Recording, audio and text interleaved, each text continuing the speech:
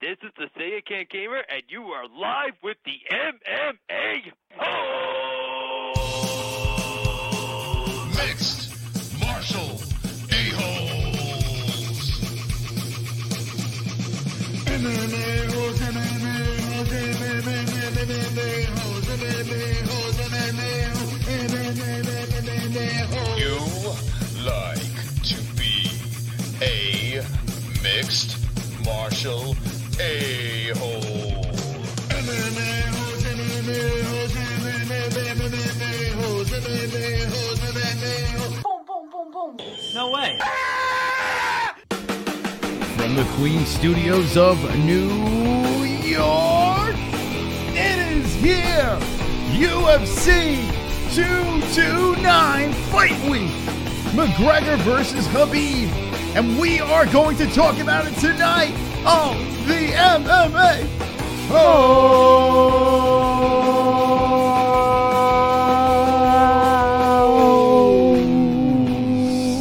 Yeah! What's up? That's right.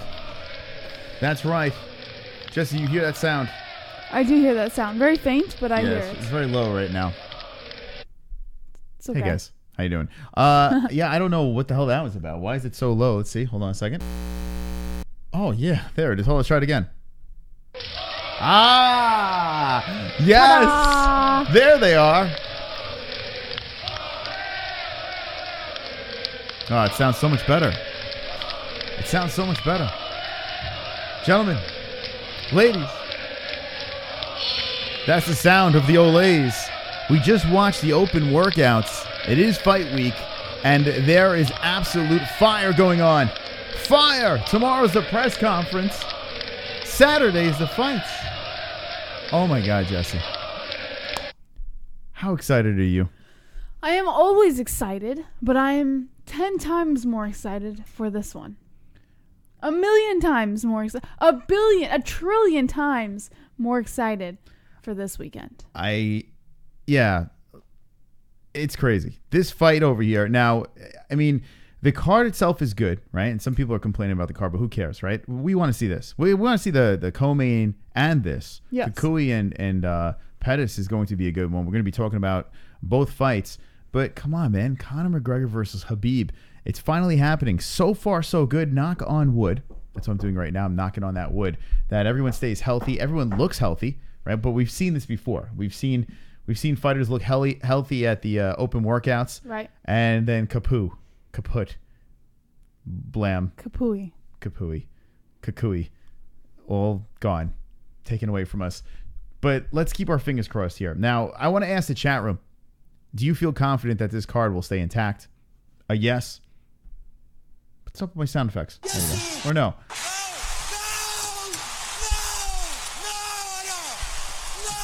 Jesse, we're only a couple of days away. Are you confident that this is going to stay intact? Yes. I am always confident. You're not always confident. Well, and for this one I am. I have to be. I have no choice. This is the fight of history, of MMA history. What is the worst possible scenario? Khabib doesn't make weight. Khabib doesn't make weight. So that is the worst possible scenario if Khabib doesn't make weight. Or Conor gets injured sparring, which he has already gotten injured sparring. We've never seen. Well, Conor looks great right now. He says he's injured, but I mean he looks fantastic. I mean, yeah, everyone goes into these fights with injuries.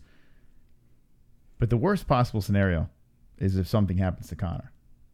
That's the worst possible scenario right there, because we've seen Khabib miss weight. We've seen him fall apart and go, or not miss weight. The worst possible scenario is if something happens to either of them. No, Conor. Because this fight, the reason it is so juicy and delicious and makes me want to, is because of these two. Jesse, if Khabib gets hurt and then it's knock not the on wood, same. it is not the same. But if Kukui comes up and fights Conor, you wouldn't be No, excited about that? No, I want Khabib. I want Khabib too. time. I want Khabib too. But what I'm saying is, Yeah. if Kukui fights Conor, we have another good fight there too. Now, I don't want that to happen, but it's not horrible. If Conor, and be safe, Conor. If Conor does something stupid or gets hurt, which he's never done before, right? Before a fight, could Correct. you imagine what would happen to this card? Think about it. Could you imagine what this card would be? Now you can have Tony versus Khabib, Yeah. which we've wanted for the longest time, and maybe we get to finally see it. So that is exciting, but it's not the same. Not the same. It is not the same. Nope. What is the worst possible scenario in the chat? Let me know. Welcome, chat room. Is TGIW. We are live for 2 hours tonight. We're going to open up the phone lines. We have some news. And it is fight week. Conor McGregor versus Khabib Nurmagomedov. I cannot wait. I really can't. I'm actually very excited. And before we go to the chat, behind. Hold on. Where is it? There it is. I don't know if you could see that. Something's peeking out from Mystic Moss's shoulder. We got a couple of bottles of that. We have yet to try it. So I did I not propose the idea that we should give it a shot yesterday, but you said no. He said, no, I want it to be a pure reaction on the live stream. And I said, well, they won't know. And he goes, no, it has to be pure. It has to be pure. Now, I was thinking maybe, just possibly, we would try it tomorrow for the reaction for the last press conference before the fight. But I don't want to go into peer pressure. I don't want to fall to peer pressure. So what we're going to do is we'll have the bottle on the table and we'll be tempted. But you have to tune in tomorrow to see if we actually hold strong and wait for Saturday. Wait, I thought we were having a little bit for the press conference. Isn't that what we said? We said we would have some for the press conference. When we have meetings when we're off air, are you there or not?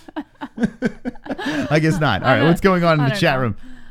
JBH proposes Shan Wood. Flat Earth Deacon says, Allah never. He is a man of God. Tony Two Plate says, God bless that Confederate flag. Van Shipman says, proper one bullshit. Zinc Banker says, who else here is a dummy? Jamal Bryant says, women are so sexy. Steve Johnson says, Drunk Savage. He is a tiny little manlet. LOLOL. Jamal Bryant says, and perfect. Mad Pickens says, proper 12. Flat Earth Deacon to Van Shipman says, hey Van. Tominator says, hi. Pablo Escobar says, Jesse, do you swallow? Confidential information. Chris, do I swallow? Yes, sir. Let's look at the card. UFC 229, and you see Sean O'Malley is off the card, but Sergio Pettis, he has been bumped up, and he is headlining the prelims. And congratulations to Sergio Pettis. This kid, I mean, he's been doing all right. He deserves this. Versus Formiga, it's a good fight. I like that.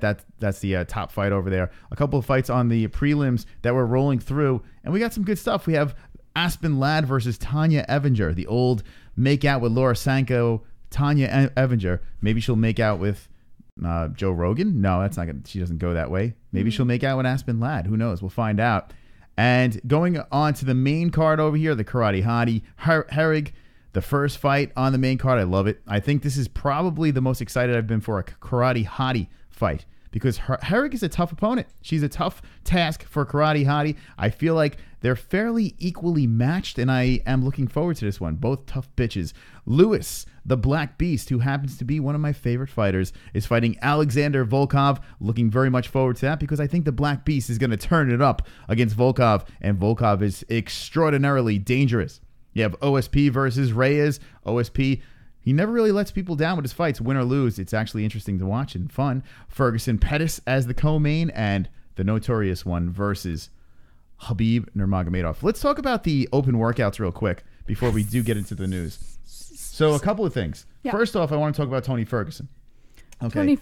Tony Ferguson, I've noticed this about El Kukui, right?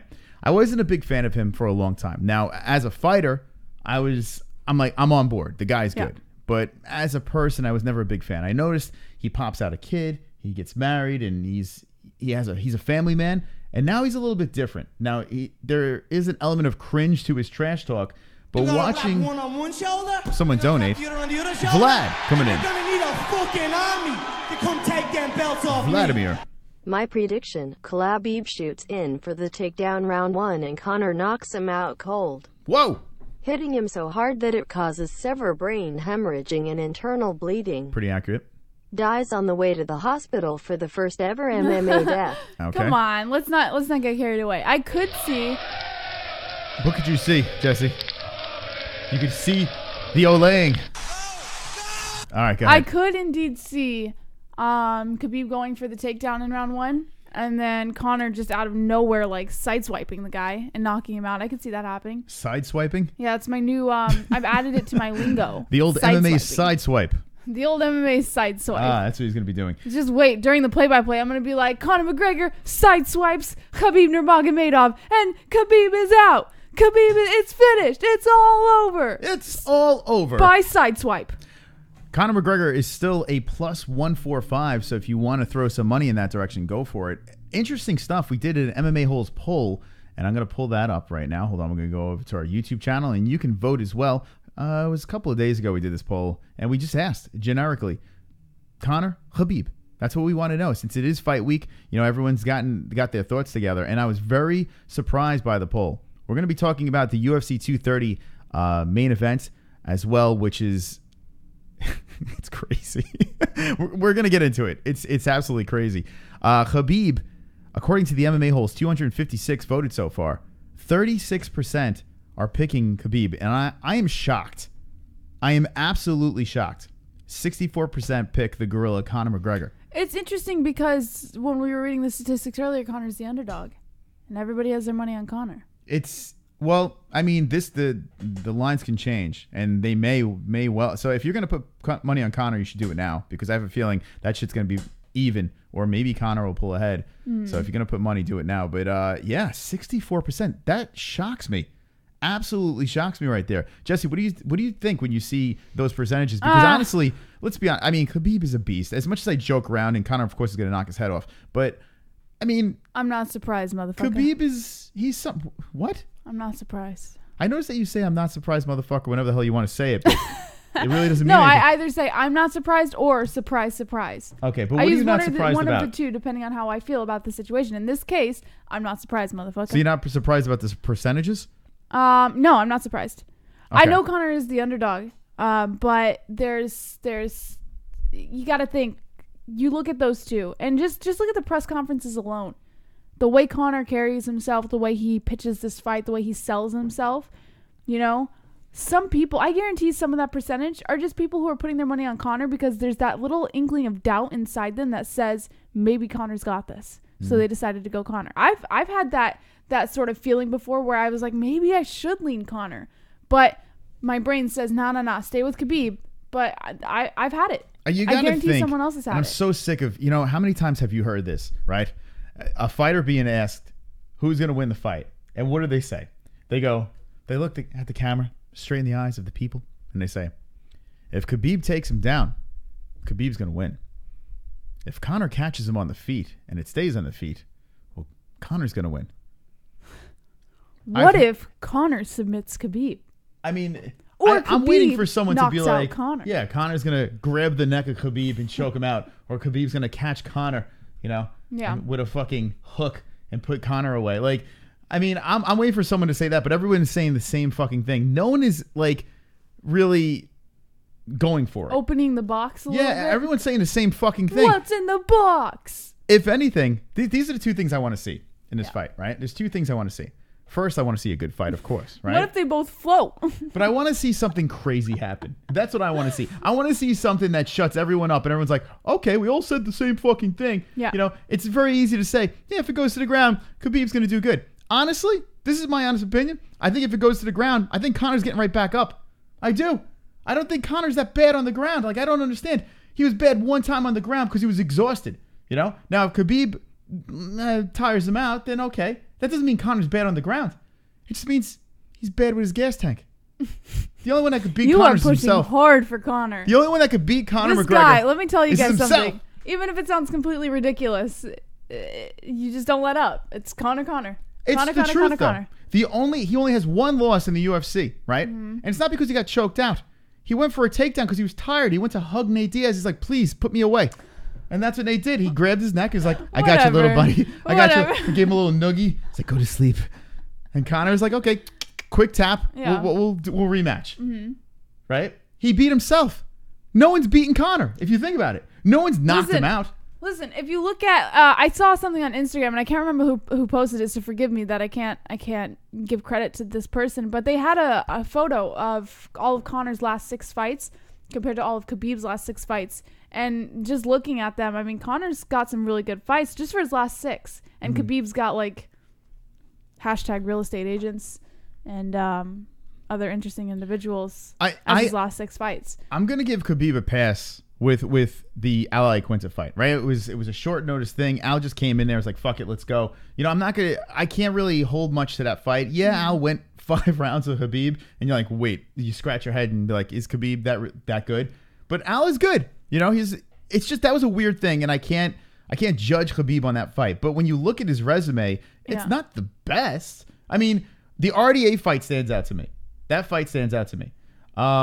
The Barboza fight, I mean, do we get a downward spiraling Barboza? I mean, I don't think Barboza is really on top of his game anymore, but it was impressive to watch. Yeah. Michael Johnson, he's not even a 155er anymore. So, I mean, like, you go through some of these fights, and you're like, well, maybe it's not that great. Conor, I mean, he's fucking put everyone away besides Nate Diaz. Nate Diaz is the one exception to the rule, but then they're fighting at 170, and it's just weird. I mean, I don't get it. Maybe that is why the percentages are so lopsided.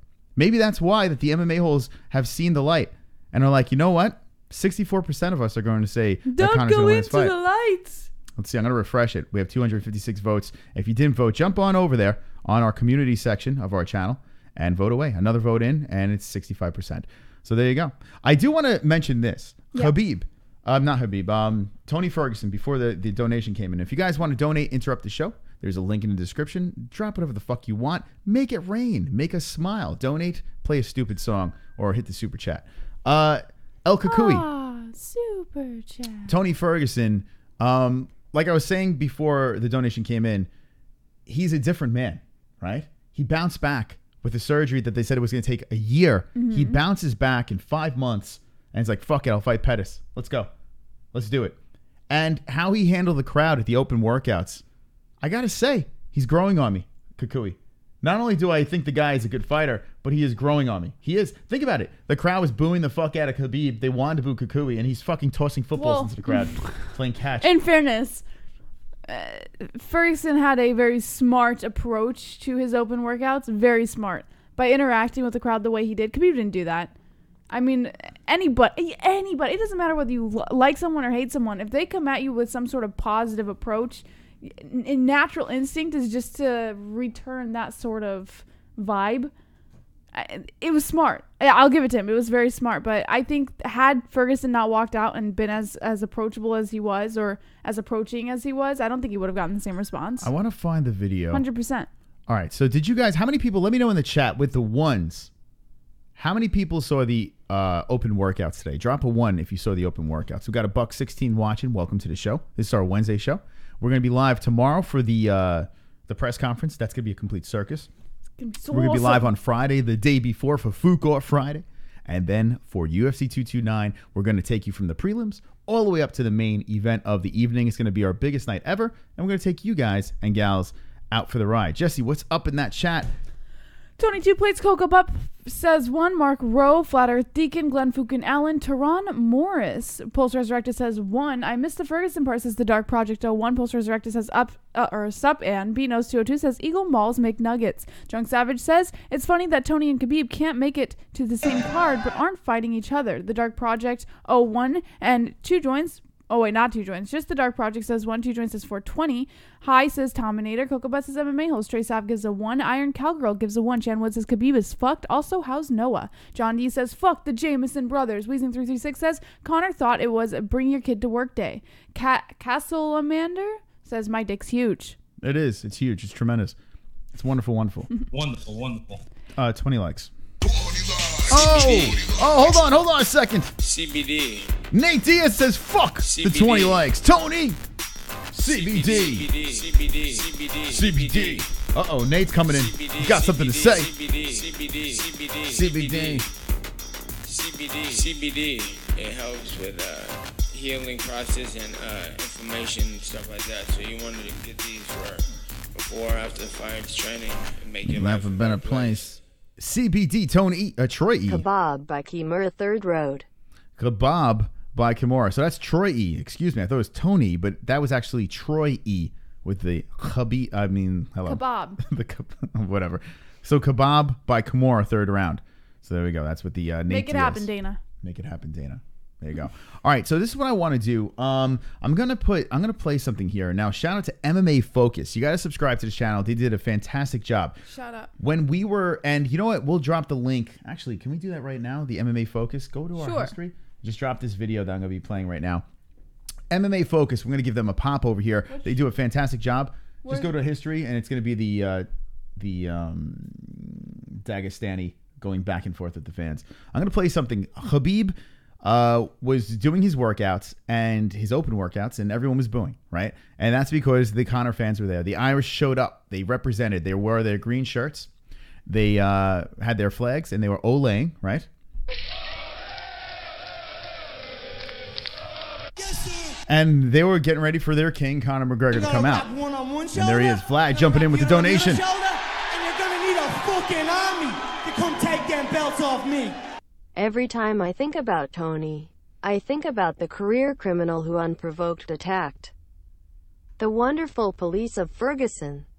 I think Tony beats both Khabib and Conor in my humble opinion. There you go, Vlad. Now, Vlad, I did say that, and I agree. I think Tony Ferguson. See, Conor is a tough one. Conor's, to me, that's more of a toss-up. And I think that's Conor's most difficult opponent in the 155 weight class, 100%. But when those fights are supposed to happen, I pick Tony every time over Khabib. I do believe that Tony Ferguson is superior. He is one of the best, if not the best, at 155. And Conor would definitely have his hands full. If something happened to Khabib, and Tony came up there, that's a scary fight for Conor. Very scary fight. All right, so this is what we're going to do. Thank you for the donation. If you want to interrupt the show and make the MMA whore talk, well, there it is. The MMA whore can talk. Now, we have a bottle of proper one behind us. I'm not going to do it. Come on, you can't keep teasing me like that. If you're going to do it, just do it. We'll find out. But there is a donation down below, and we've never heard it on this show, and it is Drink with Conor. So maybe you will be the one to donate Drink with Conor. Link in the description. So here we go. I'm going to play this video over here. MMA Focus. Shout out to MMA Focus. I'm subscribed to the channel. They do a good job over here, and I love what they did here. Okay, the MMA media was out in effect. They were taking video of the Khabib versus Conor open workouts. Tony and Pettis were on the workouts as well, and this is the crowd going at it with Khabib. I'm going to play a little bit of this. Check this shit out and let me know what you think. All right, here we go. What about your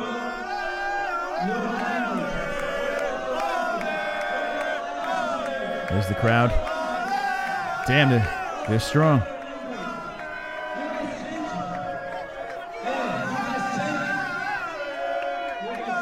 Someone sounds triggered. So now you can't really hear what Khabib's saying. He's like, you don't hear what he's saying. The olays are too loud for it. But the thing I want you to watch for here is Khabib, is he triggered? That's what I'm trying to figure out. Now, this is only the second time I'm watching this, and real credit to MMA Focus. As soon as this happened, he just uploaded this clip. Fantastic job by them. So shout out to them. We have their link in the description. You go check out the video for yourself and the channel. What about your language? Please, can someone give me answer? So now he's questioning the Irish language. What about Ireland language? You guys miss England right now? I shit on bus. Wonderful. I mean, you knew that shit was coming. I shit on bus. I shit. And by the way, check out the MMAHoles.com. Go to our merch section, and you can shit on a bus too, because we have the shirt. Hold on, let's let that roll up, and there it is. I shit on bus. There you go. You can get your own I Shit on Bus shirt on the MMAHoles.com. Shameless plug. Here we go.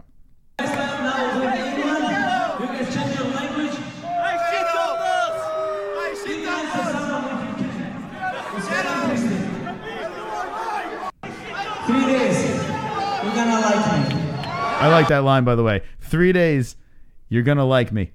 I like that line. So that's a good one right there. And Khabib showing his poise, coming at the crowd, saying, listen, guys, you could love me, you could hate me, it doesn't matter, but 3 days, you're going to like me.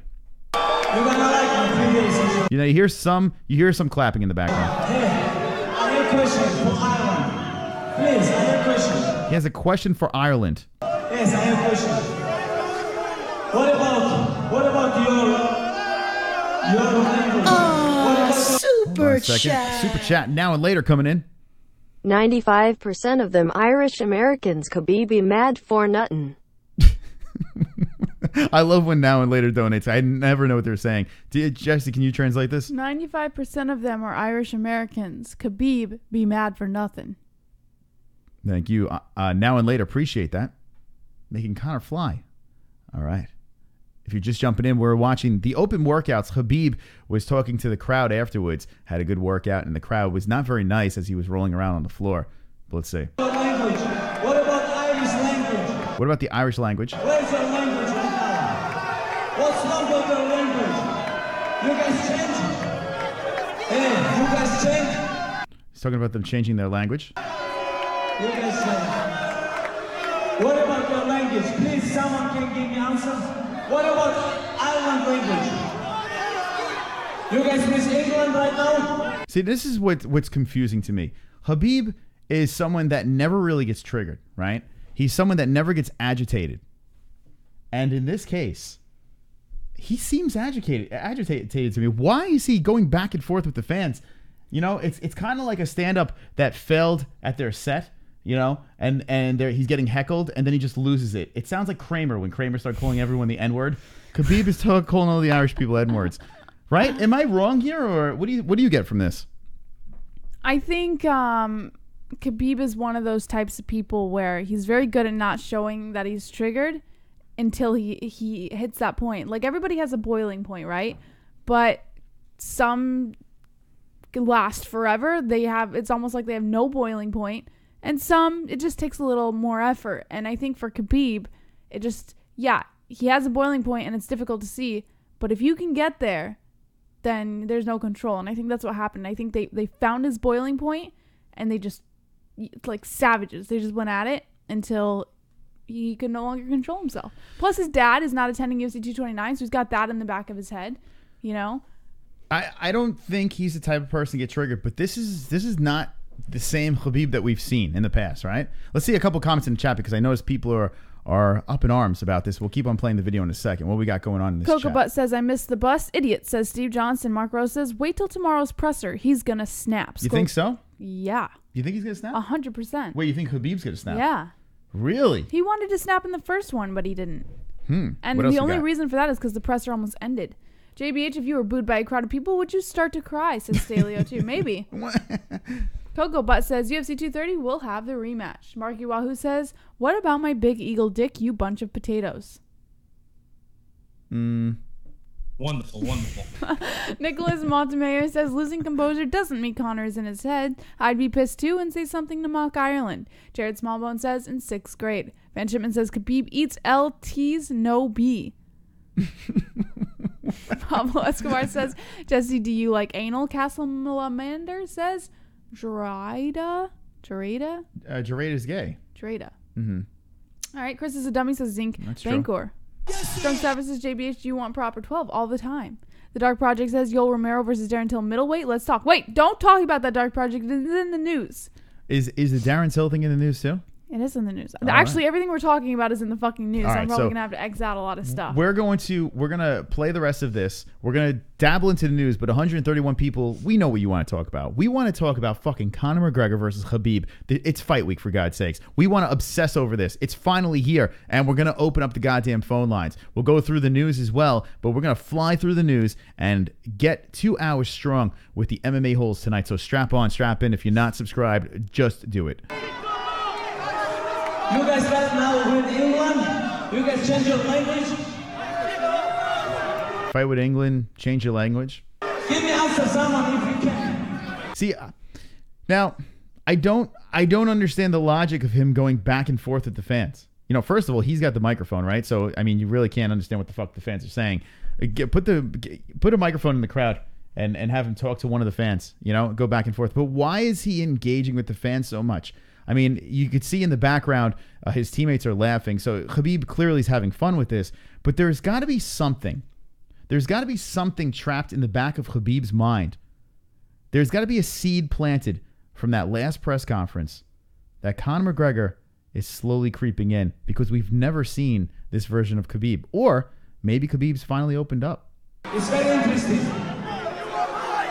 Hey, this guy talking about they fight with English Empire, but his grandfather, Christopher McGregor, he worked with English Navy, and he killed your people. Now you guys support him. I'm gonna change this Saturday night. I know you guys gonna like me. My brothers. He's like, I know you guys are gonna like me, Jesse. Right? Mm-hmm. I know. It's almost like he's begging the people to root for him. It's like he's groveling to the Irish, Jesse. This is a broken man. This is a broken man, Jesse. Watching this for the second time, I'm starting to realize that Conor McGregor is in Khabib's head.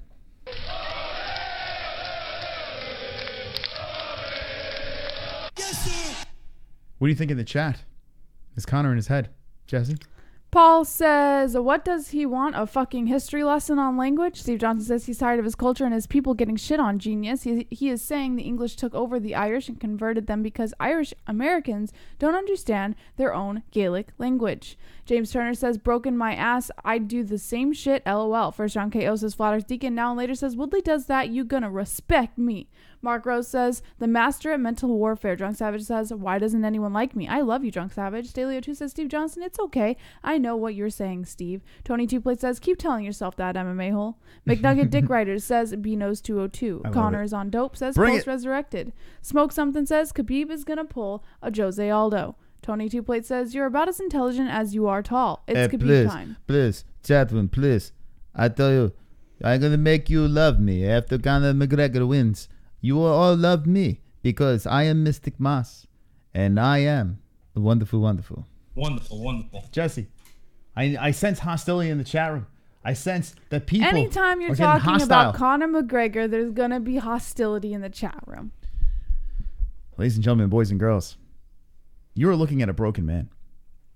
Thank you so much. Not for broken. Support me, inshallah. Inshallah, I will die, but I'm going to go and beat this guy, inshallah. Thank you so much. All right, so Khabib, that's him at the open workouts. Broken. It's a broken man. I think he just got a little triggered. I don't think he's broken. Hashtag Khabib time. All right.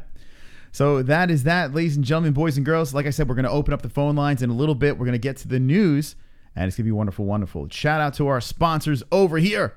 TygerLyfe Energy, Duplex Entertainment. Links in the description. They are all wonderful. Wonderful. Jesse? Yesy? Did you know that you can get this on iTunes and Podbean?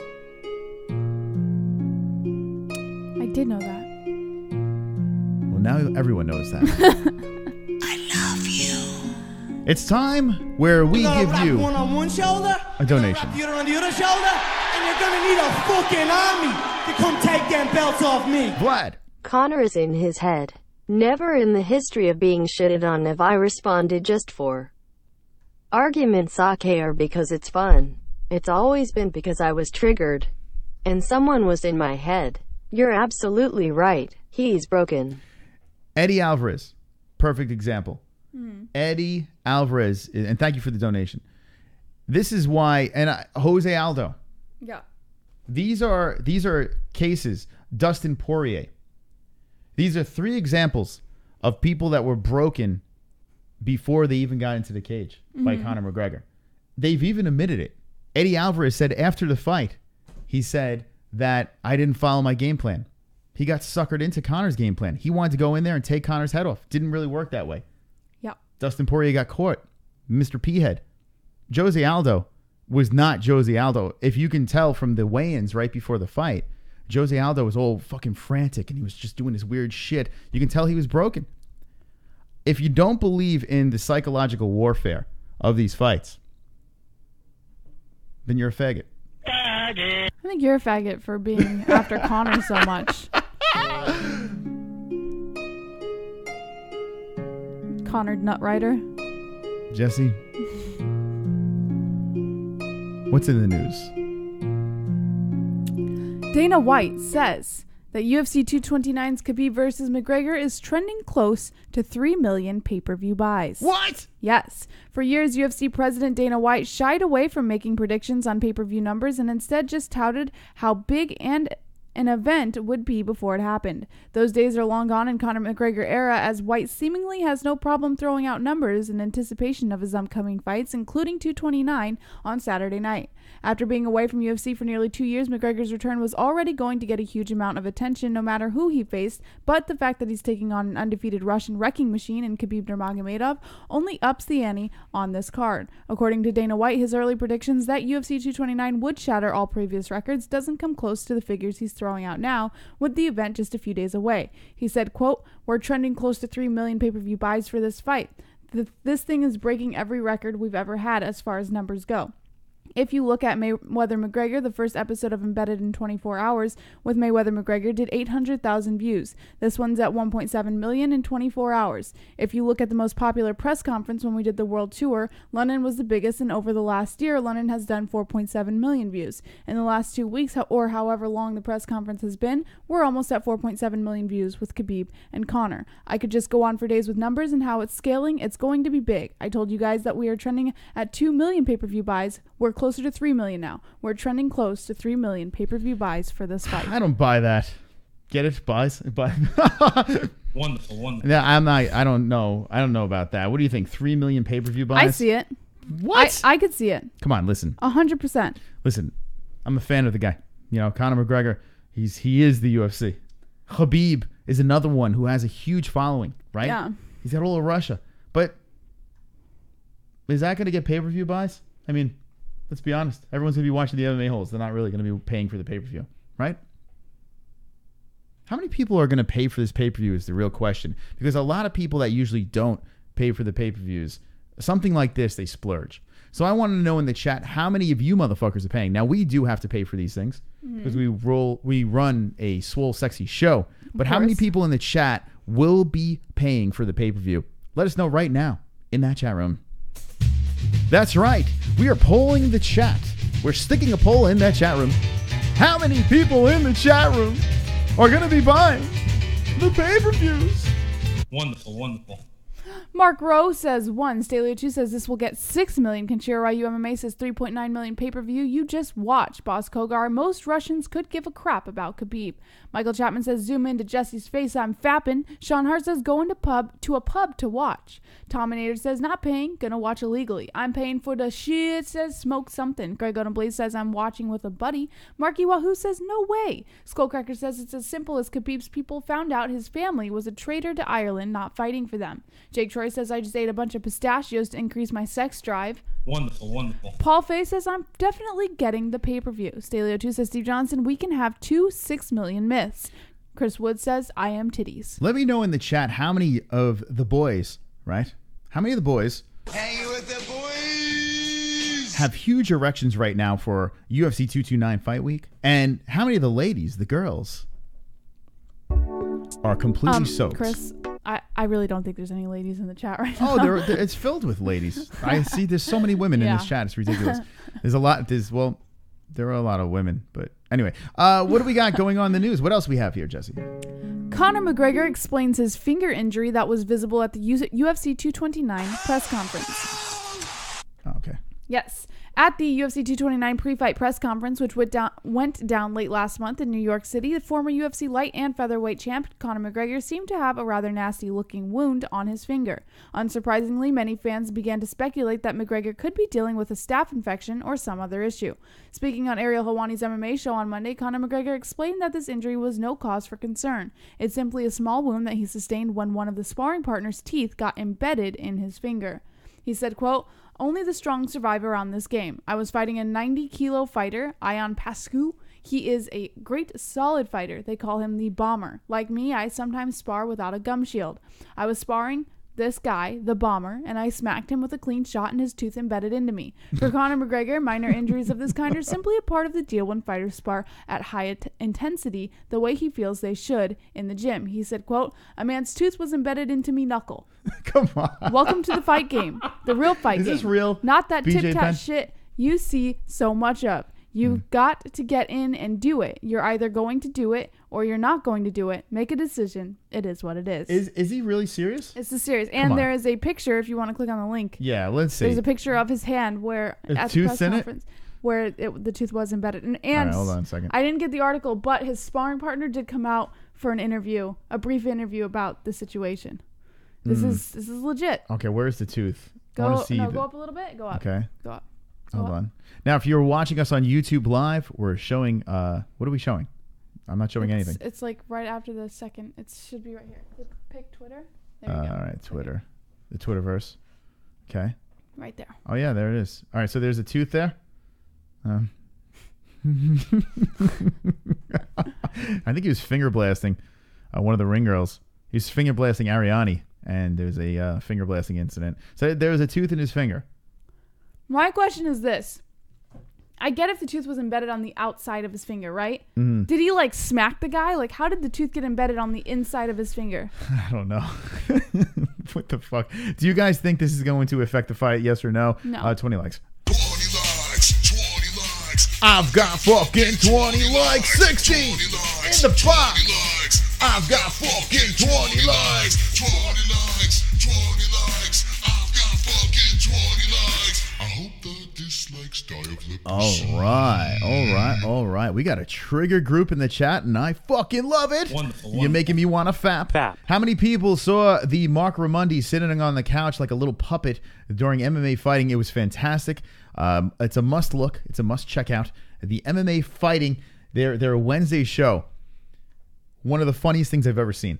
So the alien guy, I don't remember his name. Do you know the alien guy's name? I can't remember the fucking guy's name. The bald, thin.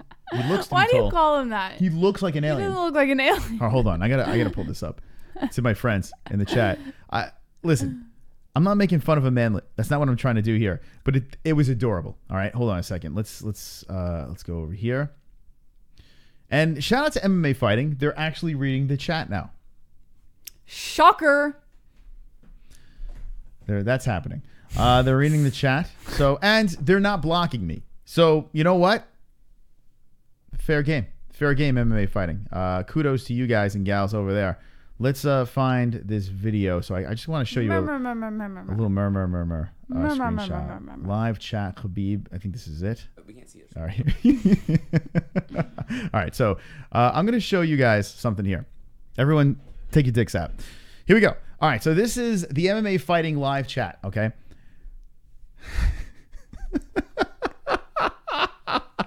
Can someone screenshot this and put this on the MMA-Holes.com, the message board, and we have a caption contest? I'll give the wristband to the funniest comment over here. Right? What do you think, Jesse? Should we screenshot this right now? I got it. All right, so Jesse's going to screenshot this. We're going to put this on the MMA-Holes.com on our message board, and we want to get the best caption. We'll shoot you over a wristband. Caption this picture over here. So let me explain what's going on. So every Wednesday show, Mark Raimondi, who is the little guy, is in a sauna. And the alien is somewhere else with an Nate Diaz picture behind him or something. I don't know. But now they're together. And they're in Las Vegas covering UFC 229. And yeah. Yeah. Does the guy on the right have Down syndrome? I don't think so. I met him a couple of times. I don't think he does. Does he have Down syndrome? But I'm fairly positive he doesn't. But maybe he's a dwarf. I don't know. It's on the message board. All right, it's on the message board. So knock yourself out. All right. You're welcome, guys. Look at the guy. He's so cute. He's so cute on that couch, Jesse. I just want to fucking squeeze him. Look at his little belly. Yeah, he's got a little. And here's the question: if you're that size, and listen, I love a tight shirt. His Look tiny at my shirt. little legs. His I love a tight hands. shirt. I'm a sucker for a tight shirt. I get it. But now, if you're at this size and you get the tight shirt, how sure? I mean, you have small, you have extra small. Is there a XXX small? Like, is that even a size? Because there is no fucking way a tight shirt like that can fit on a man of his stature, right?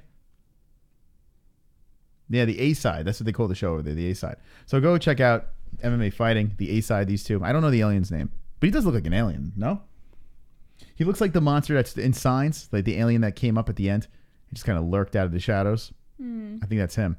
All right, let's get back to the news on the MMAHoles.com. You're watching Dysfunction, MMA, and good-looking people.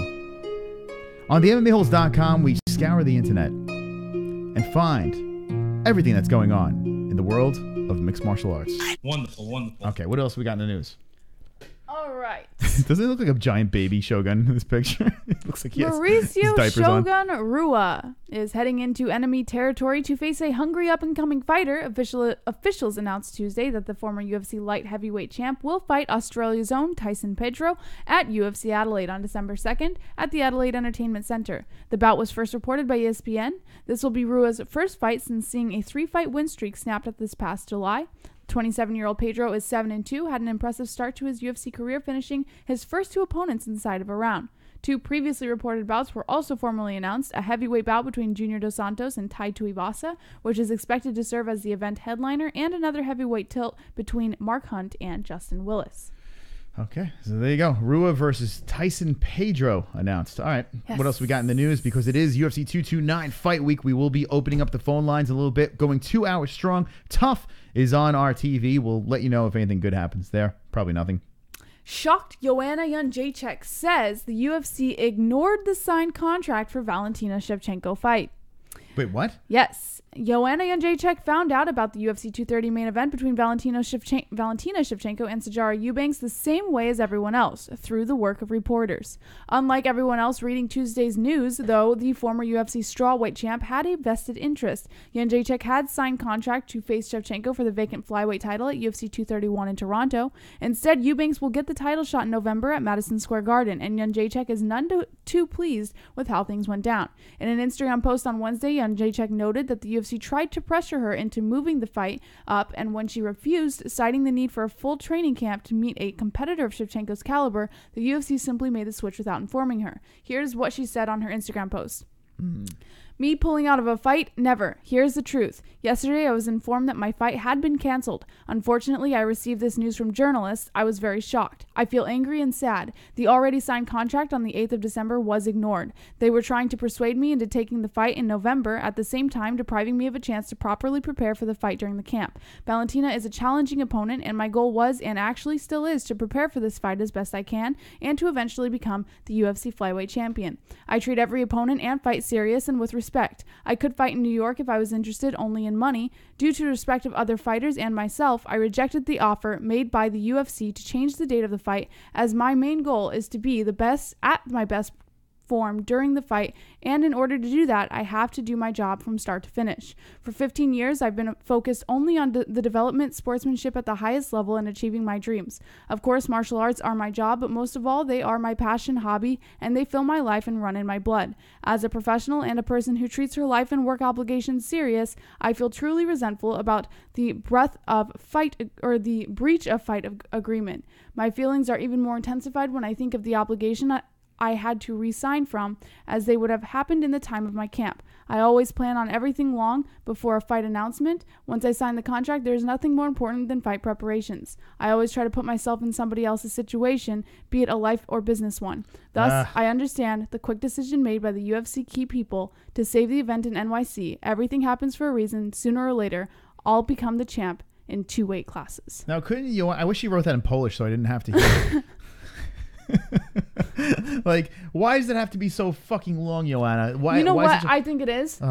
It sounds like an excuse to me. No, I think what happened was when Nico Montano got the medical whatever, she got pulled from the fight with Shevchenko, and Shevchenko went like full ham on Nico Montano, like saying that she was making excuses, it was unprofessional, it was this, it was that. I think Joanna Jedrzejczyk, since she was one of the people, just like Shevchenko, to like light Nico on fire, I think she was covering her own ass to ensure that didn't happen to her as well. Man, I tell you what, I wish she just had a little statement over here. I wish she was fighting a Valentina.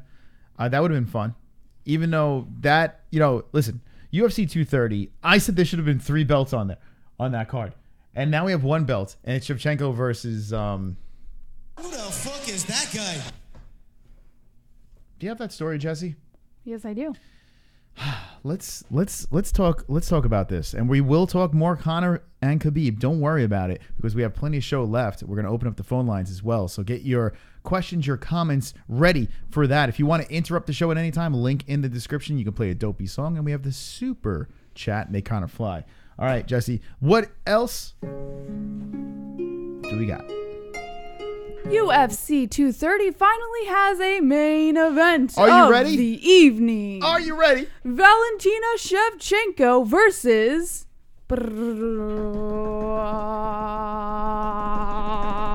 Sijara Eubanks for the vacant flyweight title.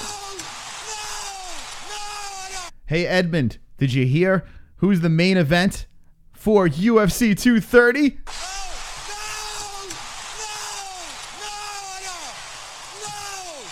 At long last, the UFC's return to Madison Square Garden finally has its main event. Valentina Shevchenko, who is 15-3, will take on Sijara Eubanks, who is only 3-2 in MMA and 1-0 in the UFC. For the vacant women's flyweight title to headline UFC 230 early next month, the event is less than 5 weeks away and tickets are already on sale. Eubanks confirmed the booking to MMA Junkie following an initial report from ESPN.com. UFC 230 takes place November 3rd at Madison Square Garden in New York. The main card airs on pay-per-view following prelims on FS1 and UFC Fight Pass. Jesse. Yesy. Why?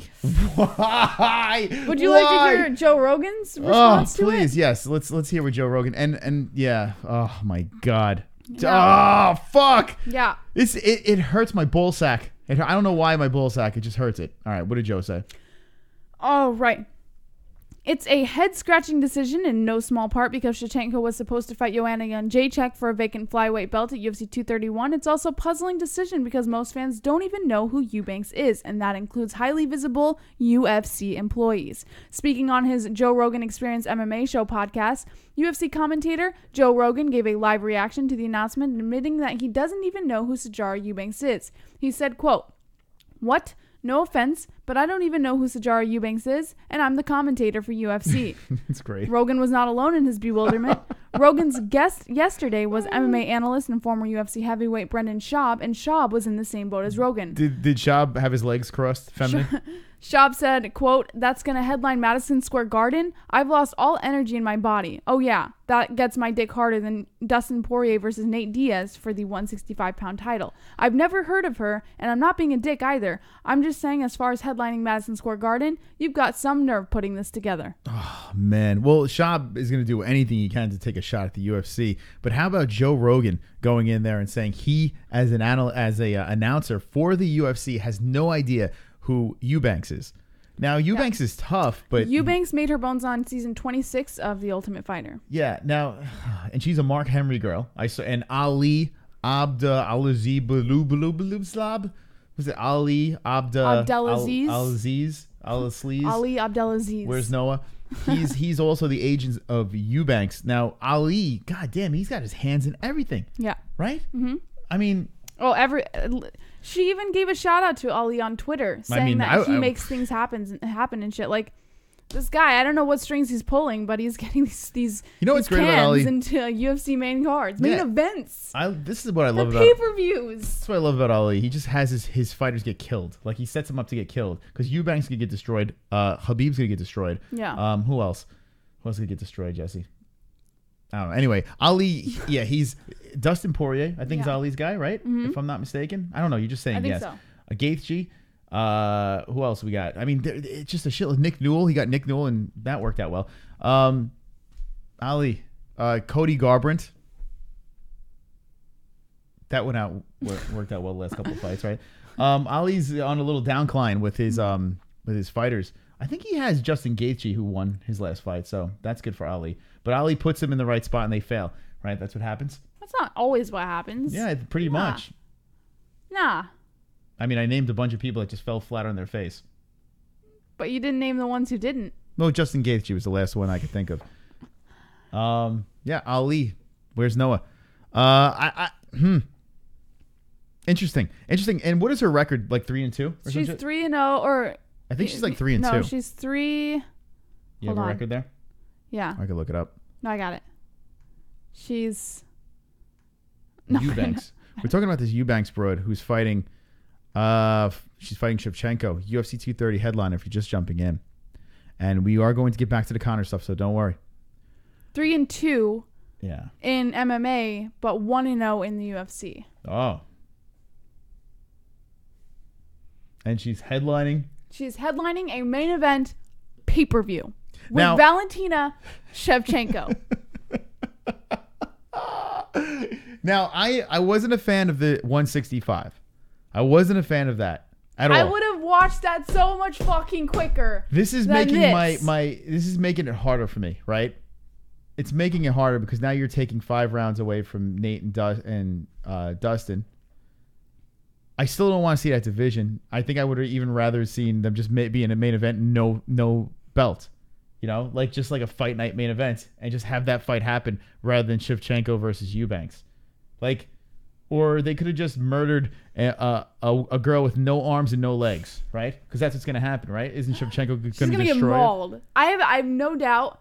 First of all, why Eubanks? That's what I was just gonna say. Why is there something about this girl that we don't know about? Maybe like Ali sold her to Dana White practically with his words, like, "Oh, this chick, you have no idea. Let me show you some clips," and showed her some fucking sparring footage or something. And like all of this good footage of her getting knockouts and shit, and then just practically sold her name to Dana White. And Dana White goes, "All right, you know what? We'll put her in because we have nothing else. We have nothing else to put."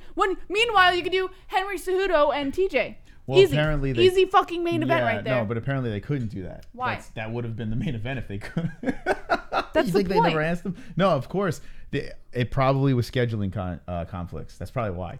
There's a reason why Shevchenko was fighting Eubanks. I don't like that Joanna Jedrzejczyk. It's not like they're like, all right. I don't like that Joanna Jedrzejczyk didn't find out. The Joanna thing it makes you scratch your head. Well, the UFC's back was to the wall, right? They fucked up. They done fucked up there. I don't understand why Jon Jones. Apparently, Jon Jones is not going to be ready, right? I guess that's why he's not going to fight at 230. Oh, I have something on Jon Jones. Don't worry. Don't worry. Does it have to do with 230? It has to do with when Jon Jones is coming back. All right, let's get to that story. A little teaser over there by Jesse with the news. That's right, the MMA-Holes on the MMA-Holes.com went across the internet, and we're going to tell you guys and gals the news. And let's find out about Jon Jones. All right, Jess, what do we got? Jon Jones is reportedly holding out for pay-per-view money, and Gustafsson calls him a coward. Late last month, Dana White went on record to state that he's working on putting on a rematch between Jon Jones. Super chat. Super chat. Now and later. Eat strawberries and girls love to drink huge loads strawberry. No, it's pineapple. Now and later. It's pineapple. Is it strawberries? Maybe it is strawberries, no, it's too. pineapple. I know because I forced pineapple down his throat not too long ago. And I force. All right. Wonderful. Dana White went on record to state That's it. You're good. Jesus Christ. All right. Dana White went on record to state that he's working on putting on a rematch between Jon Jones and Alexander Gustafsson at UFC 232. A few days later, the Swede has aired his frustrations on social media, saying that he signed his bout agreement and is still waiting on Jones. He said, quote, "Johnny Bones, you are pissing me off. I signed my agreement. Where are you? Are you chickening out again? Stop being a coward. #chicken. #sign the contract. #scared." And he put a picture of a missing Jon Jones milk carton. Mm-hmm. The reason for the hold-up appears to be a contractual dispute. According to Amy Kaplan, negotiations have stalled and Jones is reportedly holding out for a cut of the pay-per-view buys that wasn't offered on his current contract. Jones had this on his previous deals, which ended up with him earning substantially higher than what's reported through the athletic commissions.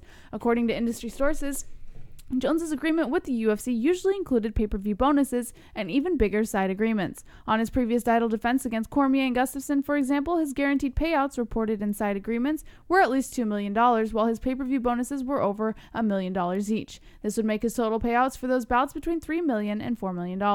If the parts of this deals aren't included on his latest UFC offer, it would involve a significant amount of money that Jones would understandably try to negotiate for. So at this time, Dana White is still pushing Gustafsson for UFC 232, but if Jon Jones does not get that money from pay-per-view buys, we will not see him until 2019. Okay, but why? So why is he not fighting at 230? Because he's not getting, in his contract, he's not getting a cut of the pay-per-view buys like he did in his past contracts. Give him the goddamn cut, right? Just give him the cut, right? Listen, if that's what it takes to get Jon Jones back. Oh, give him the goddamn cut. I mean, Conor's getting the cut. You know, I'm sure a lot of other fighters are getting the cut. Just give Jon Jones his cut. For God's sakes. I don't know. You got to think, who the hell is going to buy the pay-per-view for UFC 230, right? In fact, I think we might have to just. I kind of don't even want to buy it. Like, get the fucking. Nate and Dustin's fire. Let's look at the card. Now let's go over here on UFC. Let's refresh this fucker. Let's see what we got. And you know what's funny is they still didn't even put it on the UFC.com. They didn't even update it yet. That's interesting. Mm-hmm. Now you got some good fights in this card. I want to see it a little more solidified so we know what's going on. How about this? Jason Knight's coming back in for another mauling. Dustin Poirier, Nate. We have Souza versus Branch. That's a good fight over there. David Branch was lobbying for it, and he got it. Brunson versus Adesanya. These two were yapping back and forth. I mean, a couple of decent fights over here on this card, but is it worth? Vidana's back as well versus Frivola. Man, this is such a bizarre thing. Super chat. Now and later, coming back in. Strawberry, who wants to drink pineapple juice? Strawberry they love. Thank you, now and later. I appreciate it. Does strawberry have the same effect as pineapple? It might. Maybe. Yeah. I'm assuming it's just anything with natural sugars. All right. Yeah, so the UFC 230 card is a complete shit show. I don't think anyone's going to be buying it. So you got to think, like, how much money are they going to make for this thing, right? Now they got to sell these expensive Madison Square Garden seats. They're a fortune. And you got Eubanks versus Shevchenko on top of that card. Yeah. How are they going to market that? How are they going to do that? They don't. No one's going to buy those tickets. What no one's going to pay the pay-per-view. So why not give Jon Jones the pay-per-view numbers? This is one of those filler pay-per-views. But why not give Jon Jones the fucking money? Because he's not... Well, yeah, I'm sure there's much more involved than just, okay, here's your cut of the pay-per-view buys. No, I think... Pay-bones. I would assume that there's a lot more involved behind the scenes with those contracts. Like... You gotta think. God. Yeah, it's not as easy as Dana White just signing it over to him. Like, it doesn't work that way. I'd rather watch some of the like, just gather two bums from in front of MSG that sell those fucking bootleg tickets or the what's it called, the scalped tickets. You know, get one of those toothless guys. Yeah. Right. A toothless guy. Get a white guy and a black guy. Right. Usually actually why are they not white? What is that about? Why are they always black? The people scalping the tickets outside the garden. Racist. Why is that? Racist. Is there no market for white guys to do that? What's I don't wrong understand. with you? Why is there no white guys? Every time I'm in front of the garden, so like, yeah, you got tickets? You got tickets? You want tickets? You got tickets? You want tickets? And I'm looking at them, and I'm like, what the fuck's your teeth? And where's the white guys?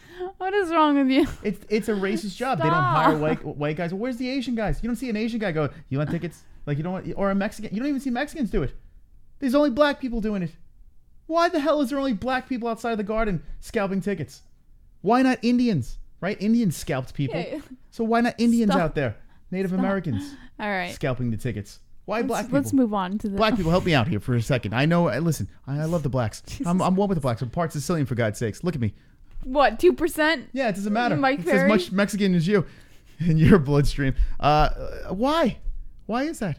Uncircumcised? Oh, smoke something is uncircumcised. There we go. Anyway, we got to get to the bottom of this. When we open up the phone lines, maybe someone can call in and figure it out. Kenshiro, call in.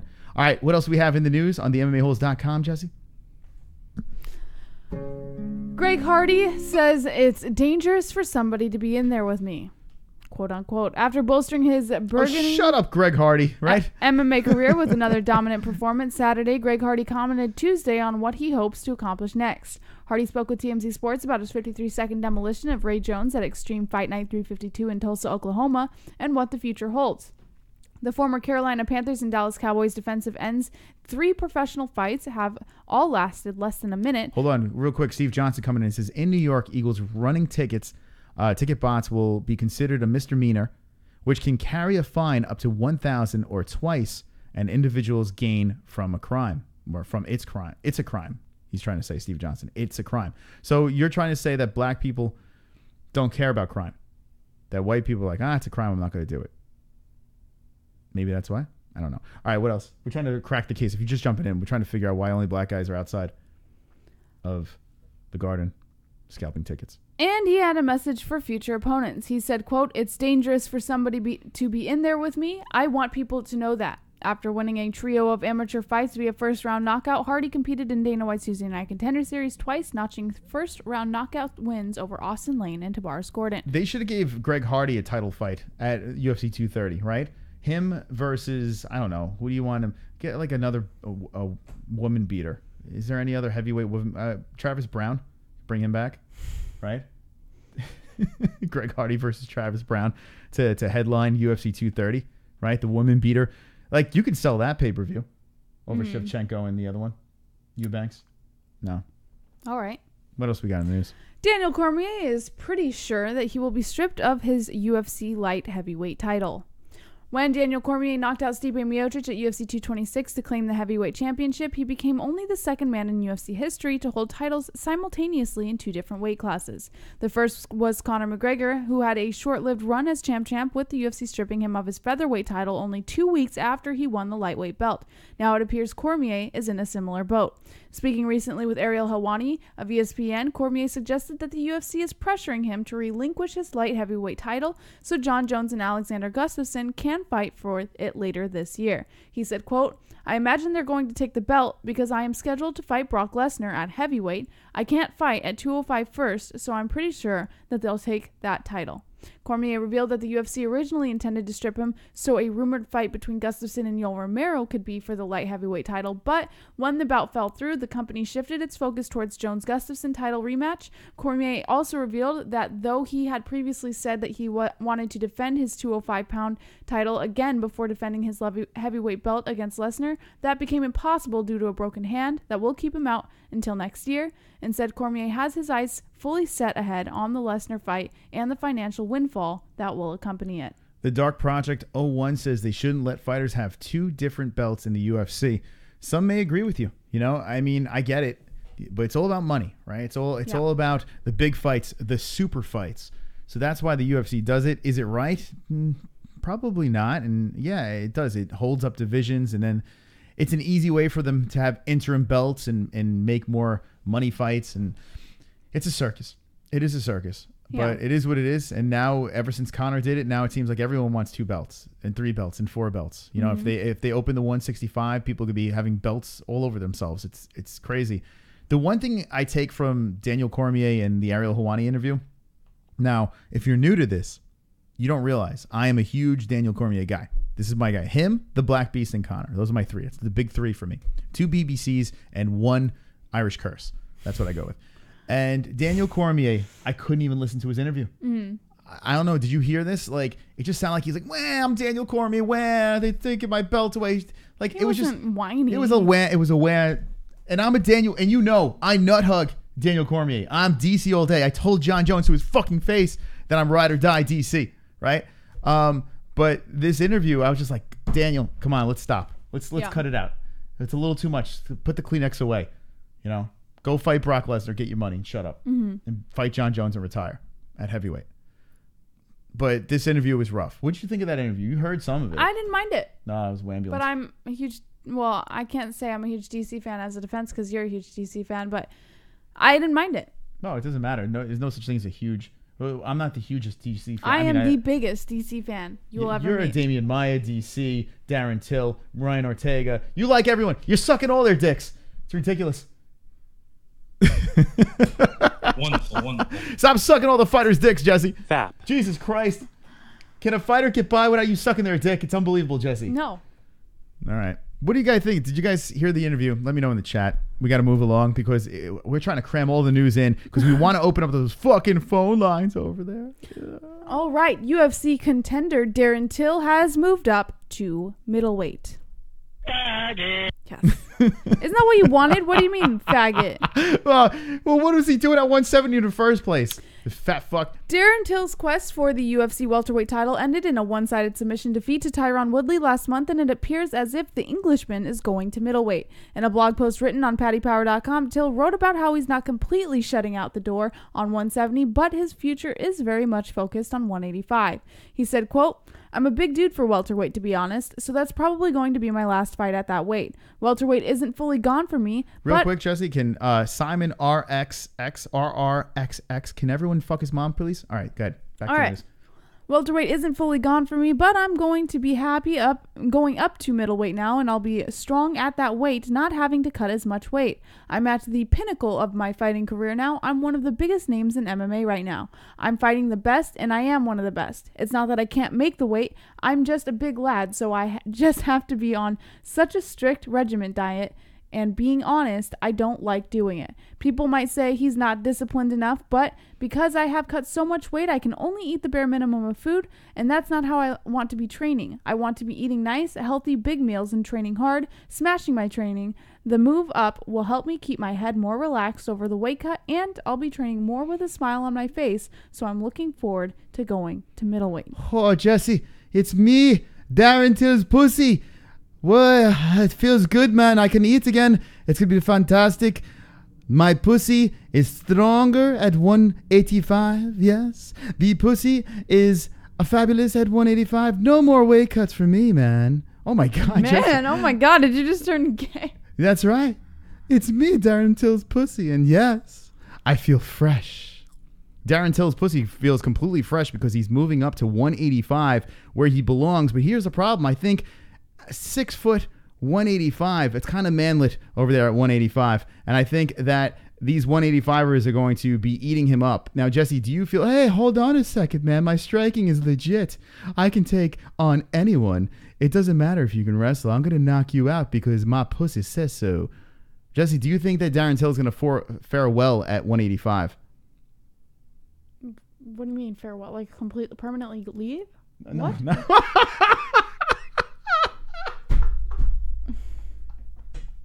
I'm not even paying attention to him. Every time he does these gimmicks. No, not farewell, like bye. Like farewell, like. Oh, farewell at 185. Oh. Do you feel better now? Hold on a second. Hold on. So obnoxious. Let me go to the couch for a second. I'm going to hang out with Felony. I'll be right back. Okay. All right, Jesse, just read the chat. Super chat. Hold on a second. Jesse and Chris, what's cracking? Dogs MSG ruined. Did you know that, Jesse? Sure. You want to know what's cracking, dog? What's up, Elite XXXL? Farewell. Wonderful. You're so fucking cute. All right. Anyway, what do you think about Darren Till at middleweight, Jesse? That's farewell. Do you think he'll farewell or do you think he'll farewell? Farewell.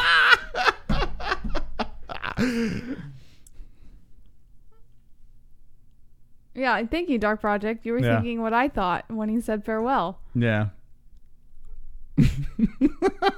Thank you, Black. Farewell equals goodbye. Yeah. I mean, doesn't everybody think goodbye when they hear farewell? Oh, it's good. That might be my favorite. That might be my favorite. Wow. Seriously, Mike Lanzalone, if you're watching, just please timestamp that. It's my favorite one. That's my... There are certain moments that you shine, and that's one of them. That was a shining moment. For saying something stupid, thank you. I love it. That feels great. It. It's great. Well, the look of confusion on your face makes it. You know even what better. it is? It's not the look of confusion as to what you said. The look of confusion comes from when you do those stupid like mangina shit. Like I tune out. I'm sorry. Like I hate to break it to you. Are you talking about me, man? So Jesse, annoying. what are you doing? My vagina is talking right now. What do you mean tuning out? I don't understand. It's so annoying. It's so annoying. Well, sometimes it's funny. Maybe I should farewell then. Fair play. All right. Anyway. All right. Whew. It's getting hot in here. Yeah. So do you think, I'm not going to say farewell, but do you think that Darren Till will do good at 185? Yeah, I think he will. I don't. I do. I don't. If he can't fight Tyron Woodley, right? If Tyron Woodley can take him down to the ground. At that weight. What the fuck is he going to do with like a Jacare Souza? I think he'll be fine. He can Chris put on Weidman. more muscle. You think he beats Chris Weidman? He can put on more muscle. He can eat at a healthy rate now. Yoel Romero, he'll be fine. If Yoel Romero might not be at middleweight anymore, but if he could, do you think he could beat a Yoel Romero? Darren Till is a naturally big guy. Now he can build. Now he can build. At middleweight, he can build. He'll be fine. We're glad. I honestly, I think Darren Till is one of those weird ones that from 170 to 185, he kind of falls in between. I really do. Feel like now I know he walks around at like 200 and he boasts at how heavy he is and he can fight a light heavyweight if he wants. I honestly don't think he's going to be. He'll be fine. I think he's going to be in trouble. Honestly, I think the Darren Till ship is going to sink when he fights. I am to Till contenders. as you are to Connor. All right, what do we say in the fine. chat? Do you think that Darren Till will do good if he moves up? Now, you don't want to see him sickly at 170, so he should move up. But I agree. I think he's going to be a shell of his former self. What do we have in the chat? Till vs. Costa is a banger, says Marky Wahoo. She loves Till, says Olympia Lowlife. Ya mum, says Simon. Kevin Costa says he needs some tune-up fights for sure. Shouldn't start right in the top 5. Ann H says, I don't think he will do well at 185. Top 10 will kill him. Vito Garcia says, never even thought of Till versus Weidman. That would be badass fight. Moss, chat, Chris and JBH, I love you guys so fucking hard right now, says David. Hell farewell at 185. I can't. The farewell. It's such a dumb joke, but it's funny. I'm sorry. It's just one of them things that when you find something funny and you just can't stop laughing at it. It's contagious. I'm sorry. It's not contagious. I can't say farewell. Laughing. I say farewell all the time too. That's the thing. So now every time I say it, do you think he's gonna farewell? Like if you think you don't say farewell all the time. I do. I say it a lot. No, you don't. I would have caught it. Well, maybe you thought I was saying goodbye the whole time. You don't say farewell. Yeah. Till's chin is weak. Yeah, I'm telling you. I don't know if his chin's not weak. Who said that? Brian played. No, it's not weak. He has a chin. I mean, Tyron Woodley hit him with everything, and he had to submit him. So yeah, Till definitely has a chin. But man, I don't know. I don't think he's gonna do. I can see you still thinking about farewell. Or He's do so well. retarded. He's not. All right, let's move to the next. Why are you so retarded? I can't. I don't know. I gotta pee. All right, Jesse, read the next story. I'm gonna go pee. And what else do we have in the news? What do we have over there? Welcome to TGIW. We are on YouTube Live. That's what you're watching. And we have iTunes and Podbean. Go download our streams over there. You can hear our weekly shows, the audio version on iTunes and Podbean. And if you're not following us on there, well, then you are faggot. Okay, Anderson Silva. Jesse, what do we got? Anderson Silva says it would be an honor to fight Conor McGregor. There's never a shortage of big-name opponents when your name is Conor McGregor. The Notorious is set to take on lightweight champion Khabib Nurmagomedov in what is being billed as one of the biggest fights in MMA history at UFC 229 this Saturday, but a legend of the game is waiting in the wings should McGregor seek to continue his history-making ways. On a recent appearance on Ariel Helwani's MMA show, McGregor expressed interest in someday fighting middleweight great Anderson Silva. Those comments must have made their way to the Spider because he acknowledged being interested in the challenge fight via Instagram. On Instagram, he said, it would be an honor to test myself with Conor McGregor. He's an unorthodox fighter and has proven he must be respected. Let's make it happen. The UFC wants super fights. I'm sure fans from all over the world want to see this fight. Professionally, I believe it would be incredible to test my martial arts abilities with a fighter like Conor McGregor in a true super fight.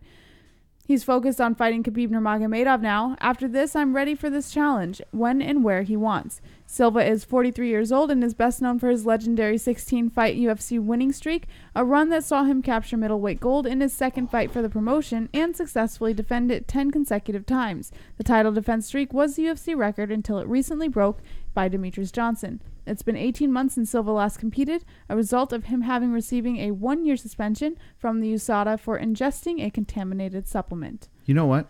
Yeah. Fuck the Conor McGregor. That's not happening. Like Anderson Silva versus Conor McGregor. Fuck that.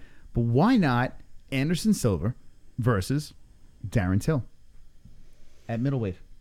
Why not that? Why not that? I want to see that. The Conor McGregor thing's not happening. What weight class would they fight at? You know? Anderson Silva is not, he's not meeting them anywhere. That's not happening. Like, what's going to happen? Mm-hmm. How's that going to work out? It's never going to work out. So it's a dumb situation. Anderson, for calling out Conor McGregor, it's ridiculous. It's like me calling out Mark Raimondi. Right? It makes no sense. I want to see that one. It makes no sense. I want to see that. Me and Mark Raimondi are going to headline UFC 230. Make it happen, Dana, at a catch weight. But no, it's not going to happen. Well, what about Anderson Silva versus Darren Till? That should happen, right? No. No? You wouldn't I want would to see see Anderson Silva versus Darren Till versus Yoel Romero. Think about this. Hear me out for a second. Yoel Romero. Yoel Romero would fucking kill him. No, he wouldn't. He's old. Hear me out. Anderson Silva popping for steroids, right? Anderson Silva at his downcline. To me, one of the greats, probably the greatest in my opinion. Anderson Silva was the guy that got me into the sport. I loved watching him fight. Fantastic run. Yes, steroids were part of it, but it doesn't matter. He was good. Now he's on a downcline, right? He's swooping in the downright position. Yeah, look at me, I'm going down, right? Now you have Darren Till going up to middleweight. Young buck stud going in there. If he crushes Anderson Silva, now we have, no one remembers Tyron Woodley. Why not make that fight happen? Right? You want to see him get eaten alive by Yoel Romero? He's not going to get eaten alive. You think Darren Till would be... I mean, Yoel's not at probably middleweight. He'll be fine. Are you on crack? No. Are you? Let me know in the chat what you think. And we will open the phone line, so shut up. Fury got wilder emotional, says Isaiah Moore. Smoke something, says Anderson Silver. I know, he says Silver. Yeah, I You do. say Silver. I add R's to everything. Like, everything. I'm trying to think of what else. If it ends in a I just add an R. I don't even know why. It's weird. It's my bizarre accent. Or bizarre accent, if I was from Boston. Simon says, Fook Darren Till. Post-Resurrected says, Rudy Ray Moore versus Chuck Norris. The Dark Project says Anderson Silver is an ancient artifact. Keep on dreaming, brother. Darren Till versus Adesanya says Brian Blaze. Jeremiah Weiss says Stalio 2. I like the Gypsy King. He's entertaining and actually has some interesting things to talk about, including mental health. Chris versus Mark Ramundi in a Turkish oil wrestling match says Drunk Savage. Wonderful. I'm in. X Mersalov says Conor got knocked out by a 50-year-old retired boxer who can't read. Isaiah Moore says, yes, he is awesome, Staley. Patty Brady says all that jelly and no toast. Smoke Something says, ya wicked pissa. That piss felt so good, by the way. And as I was pissing, I'm saying, Anderson Silva versus Till. Anderson Silva versus Till. I'm like, I gotta hurry up. That's all I was thinking about as I was pissing. I was wiggling my He ween. actually, mimed wiggling his penis. I did. I touched my penis on air. All right. How many more stories do we have? We have to take phone calls. We have 3 more. 3 more stories. Let's go. Ladies and gentlemen, boys and girls, it is fight week. We spoke about it ad nauseum in the beginning. 45 minutes through, we spoke about the UFC open workouts. Conor McGregor versus Khabib. Jessie has her finger in the air like she does. Brian, Brian Roger says, JBH, read this. You still haven't read one of mine today. I'm sorry, Brian Roger. Sometimes the chat gets to going and I skip comments to keep up with it. Not everybody gets read, and I apologize. I did not know that I don't apologize. You know why? His caps locks are bigger than anyone else in the chat. So I just skip it. Yeah, sometimes you skip it. All right, what else do we have in the news? A couple more stories, and we will open up those phone lines, so get ready to call in. Coach Wink reveals that the wait is over and Jon Jones will return at UFC 232. Former UFC light heavyweight kingpin Jon Jones will make his highly anticipated return at December's UFC 232 event in Las Vegas. Bones' longtime coach Mike Winkeljohn confirmed the news on Instagram late this evening. Coach Wink posted a photo with Jon Jones, who just so happened to be wearing a hat reading, "The wait is over, Jon Bones Jones." On that post, the quote said, "The wait is over, Johnny Bones is back. At Wink's gym, old guys rule, living the dream, MMA fighter, UFC 232. Next. Bum, bum, bum. Johnny Bones Jones. Yeah, that's going to happen, of course. Brian Ortega is willing to step in at UFC 229 in case of injury. Wait, what? Yup. Wait, hold on a second. Hold on. Before you read this article, is this the same man that wouldn't step up the last time? No, go back. You're on the wrong article. Hold on. Oh, shit. But this is that. Wait, hold on. How many Ortega? Jesus, you sweat this guy too much. No, I don't. It's just in the news. All right, hold on. Let's get to Cobra Head. Where is he? Oh, there he is. There you so go. fucking dreamy. He is dreamy, though. I'll give you that. All right, so Brian Ortega. Wait, what was... Can we back up a second? Yeah. Wasn't he supposed to step up, right? Wasn't I yelling at this man? Step up, fight. Who was I saying to fight? I can't remember. I'm totally forgetting now. What was the whole thing we were flipping out about? Holloway? It was... Oh, God. What was it? Holloway got hurt. Oh. Why am I having a brain fart? Oh, What the fuck was it? The guy who's I'm gonna let you think. Stevens. Jeremy Stevens. That's right. Jeremy motherfucking Stevens. Right? Hold on. Where is it? Who the fuck is that guy? I was like, take the fight. Take the Jeremy Stevens fight for an interim belt. Right? And he didn't. He backed out. And he says, I'm going to wait for Max. Now, he's supposed to fight Max at what? 231, right? Jess, you there?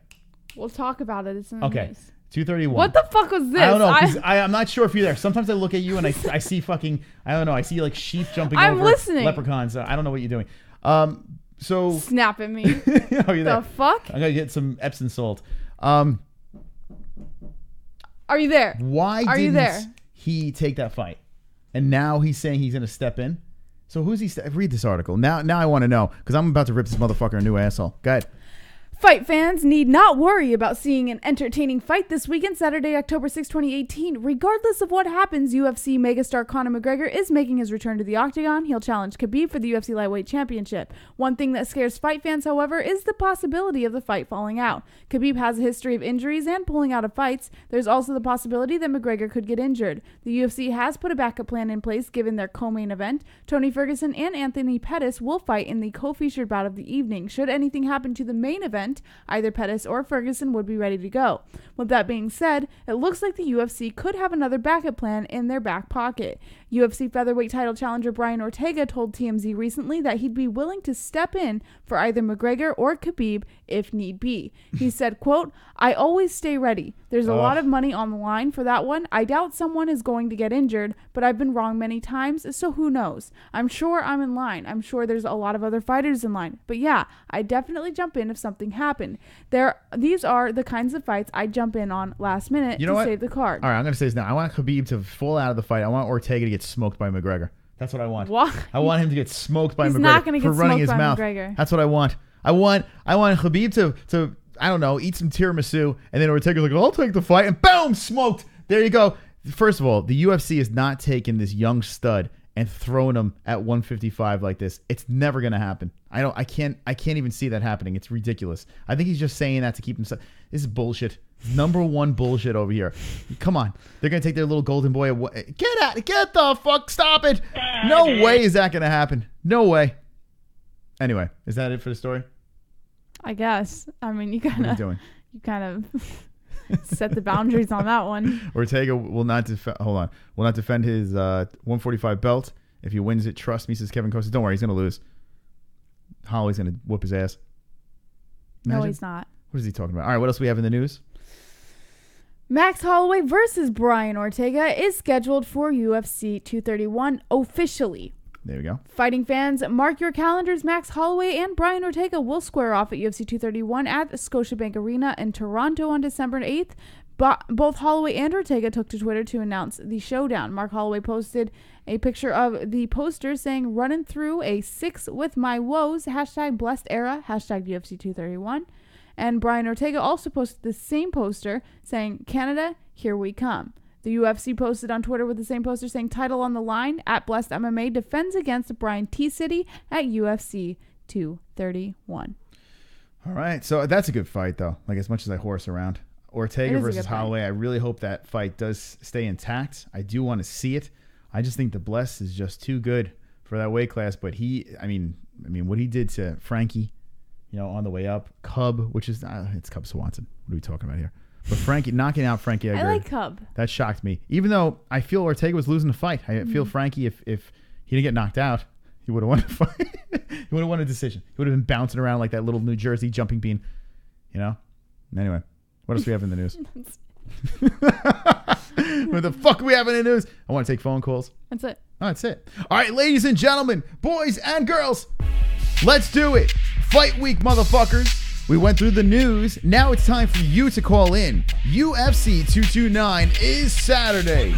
We will be live reacting to this. That's right. UFC 229, McGregor versus Khabib Nurmagomedov. Tony Ferguson versus Anthony Pettis. A fun-filled night.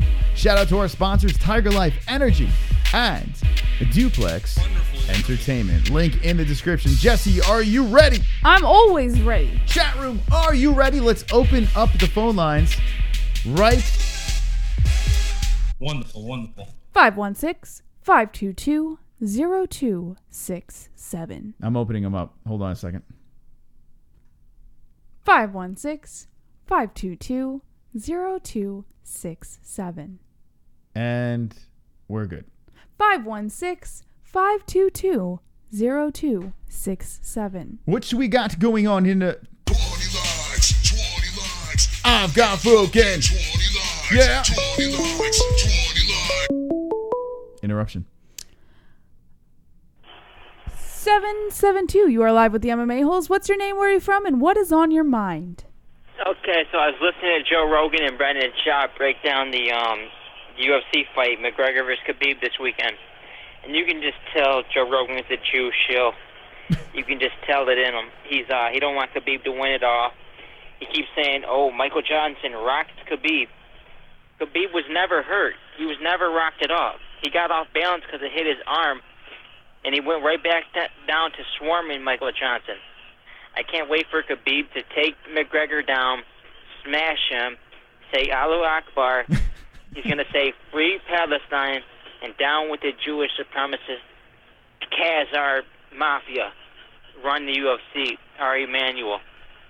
And watch Dana White get all pissed and sad when his cash cow McGregor gets beat down and humiliated in the first round, smashed. It's going to be a great thing to see. All right, thanks for the call. There's Kevin from Chicago calling in saying that Khabib smash. Now, I agree with him on one thing, and you know what it's not. What I don't agree with him on, I'll tell you that in a second. But what I do agree with is the Michael Johnson fight. Mm-hmm. He wasn't hurt. Yeah, Khabib was not hurt. Michael Johnson's got power. He's got pop, and he was landing shots at will on the feet. And Khabib wasn't hurt. You know, he kind of ran through those punches, took him down, and mutilated him. The thing you can take from that fight is this. If Michael Johnson was able to get through, and Michael, take nothing away from him. The guy's a good striker. But he's fighting at 145 now, and he's not Conor McGregor. If Michael Johnson can find the chin of Khabib, what does that mean for Conor McGregor? He's going to find the chin, right? True. If Conor finds the chin, and you look, other than Nate Diaz is the exception to the rule because Nate Diaz doesn't even know what planet he's from. He's like a fucking mongoloid with that face, right? Yeah. Other than Nate Diaz, you know, have we seen anyone eat the Conor left and be able to not get those deer legs? You know, everyone has been dropped. So we've seen Michael Johnson land on Khabib. We've seen Khabib's chin be tested. Edson Barboza tested it, right? But what's going to happen when Conor lands? That's the question. What do you think about that call, Jesse? I like Kevin's voice. You do? Yeah, soothing? It's well, not soothing. It's not one of those types of voices. It's like a fun, playful kitty voice. You know, Vlad makes a good point. Max did take it. But Max Holloway, okay? Max Holloway fought a Conor McGregor with, what was his leg injury that he had in there? Was his fucked up knee or some shit like that? I think something like that. Why and Conor, I think Conor won unanimous, if I'm not mistaken. So, I mean, and that was... Yeah. I'm really uncomfortable. What's that? You don't like to be sitting there with felony over your shoulder? Hey, good point, Vlad, but I don't know. It sucks. I think your point sucks. All right, Jesse. What? You want me to just leave it on you? No. Why not? It looks good. All right, I'm going to open the phone lines up and keep the camera on you. 516-522-0267. Call! All right, Jesse, take this call. 5. You're live with the MMA-Holes. You're live with the MMA-Holes. What's on your mind? Hey, what's up? It's Nate Diaz. What's up? Oh, shit, Nate. 2-9. Motherfucker. How old are you? I don't know. There was a kid in the background. It was Nate Diaz. He was molesting a child in the background. 516-522-0267. That was Nate Diaz calling. How about that? Like clockwork. Call again. All right. You are live with the MMA-Holes. What's your name? What's on your mind? My name's Tim, man. What's up, Tim? Hi, Tim. Okay, so I have a question for you, Jesse, and you, Chris. All right. Yeah. Okay, now you, Chris. Yes. When she sucks your dick, does she play with the balls or not? Sometimes, yes. Okay. Kind of like Jesse, your mom. Yeah. Does it bother you that his hair is brown and his beard is orange? It's a good question, actually. That is a good question. Does it bother you? Do you use just for men, Chris? No, I don't. No, he doesn't. And it doesn't bother me because that means that I have a 50-50 chance of having either ginger or brown-haired babies. Now, Cow, did Jesse, you know I this? bet you have a bush. Actually, Chris, is your bush, is it orange or is it brown? Jesse could answer that It's for you. orange. It's orange. Like Ronald McDonald in the leg lock. fucking weird, man. Thanks for the call. What the fuck? 516-522-0267. Get it? Make it cringy. Call in the MMA-Holes live. It is fight week for Khabib versus Conor McGregor. You are live with the MMA-Holes. What's your name and what is on your mind? Honestly, Chris, I'm just pissed off about the UFC 230 main event. Mm-hmm. What was this? Do you know who it should have been? Yeah, I have a feeling who you're going to say. Is he Gregor the Gift Gillespie. There he is. He's back. He's You know what? Where is Gregor the Gift Gillespie? He should be. Hold on a second. We've been dick riding Gregor Gillespie ever since this guy started calling in. He hasn't lost since he called in. Yeah. He is a New York guy. Why is he not on UFC 230? It's actually a good question. I mean, maybe not as the main event, although I'd rather see that over Shevchenko and Eubanks. But this dude's been mauling people. Why is he not on that card? Is he on that card? Hold on, let me double check. Let's see. UFC 230. I'm going to take a look. It's in a Brook. Yeah, but no, there's no gift. Why not Rockhold and Weidman? Why not bump that up to like some fake like interim belt, right? I'd rather that. You know what? Why the hell is that not an interim belt? How about that, Jesse? Mm-hmm. UFC 230. Why we have Shevchenko and... Who the fuck is that guy? Why? Even UFC.com doesn't want to put it up there. They're afraid if they put it up there, people will light up the website, light it on fire. All right, let's open up the phone lines. 516-522-0267. Call in. We miss you. You are live with the MMA-Holes. What's your name and what is on your mind? Oh, shit. This is actually you guys? It is. I had to ask. Sorry. My name's Charles. I'm sure you guys have seen me in chat. I just had to, just for the whole chat, because I see it all the time, anytime we bring up Jon Jones, I feel like it's half meme, but it's half not. I feel like so many people are actually like, they just have this humongous misconstrued idea of what the Jon Jones situation is. Like, everybody thinks, oh, well, failed USADA test, that automatically means steroids. I just would love, like, if everybody knew. The first was for coke. The second was proved to be a tainted substance. And this one now is proved to be a tainted substance. So you're saying no matter... So even though it was a substance and it doesn't really matter what it is right now, the guy's back, right? He got a shorter sentence. What about him being a snitch? So you're talking about the Roney situation? No, actually, didn't he snitch on... Yeah. He snitched on his drug dealer. His drug dealer? Yeah. I did not hear about this. No, he was offered to snitch, or in terms snitch, on other fighters who were using or who would test positive for USADA in return for a reduced sentence. In turn for a reduced sentence. So my understanding of the situation is that the counsel that was taking care of his case gave it to not a third party, but I believe it's not a private prosecutor either. I can't remember what it's called, but a separate prosecutor, and his job was to deem whether he did steroids or not. And he deemed that it was a tainted substance, and the sentence was reduced from 2 years to 8 months. Mm. But my problem with that is I feel like the 8 months should have started when they came up like with that deal. Like, they counted the 8 months from when he tested positive, and I don't like that. Like, that seems pretty sketchy to me. Mm-hmm. All right, that's a fair point. All right, thanks for the call. There he goes. So there's another side of the situation. I had to let him stay on a little bit longer because he did make a fair point. He makes a good point here. It's not about what he did in his last offense or the offense previous or the snitching. It's everything altogether. That's what I think. That's what it is for me, right? It's like, how many times? How many times are we gonna do? All right, you made a mistake. You made a mistake. It's like that's where I'm coming from on that. You forgive a guy once, twice.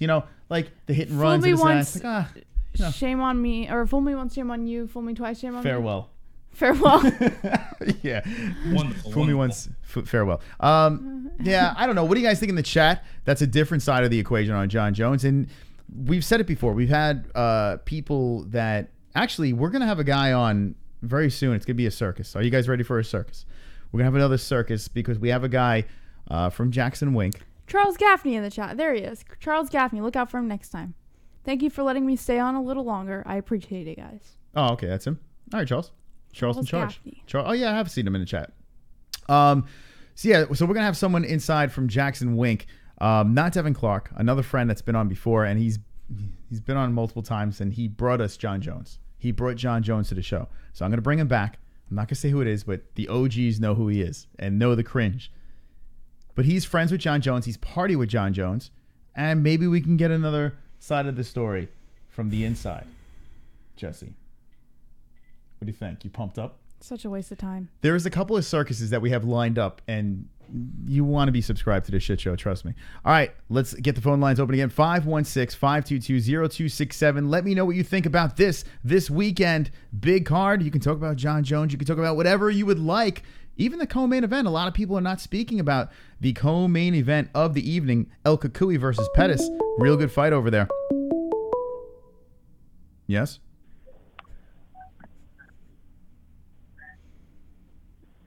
I would like to order pork fried rice with some dumplings. And Jesse, let me hear you moan like you did last week. it's a grown man. I'm not in the mood. You're not in the mood for that? Not in the mood. No? If he caught me at the right mood, then maybe I would, but just not in the mood. This makes me not want to move to the sticks. Bad prank calls. It just isn't... All right, try again. Be funnier. 516-522-0267. Give us a call. And, yeah. Jesse, what do you think about that? How you feel about that? Jesse's slouch. She's sitting like Al Bundy right now. You would definitely like it. All right, Jess. Here, write this number down. And let's give it out on there. All right, hold on. Hold on. We're going to write this number down. Go for it. You got it? Go for it. You want me to drop it in the chat? No. You are live with the MMA-Holes. What's your name and what's on your mind? Touch me.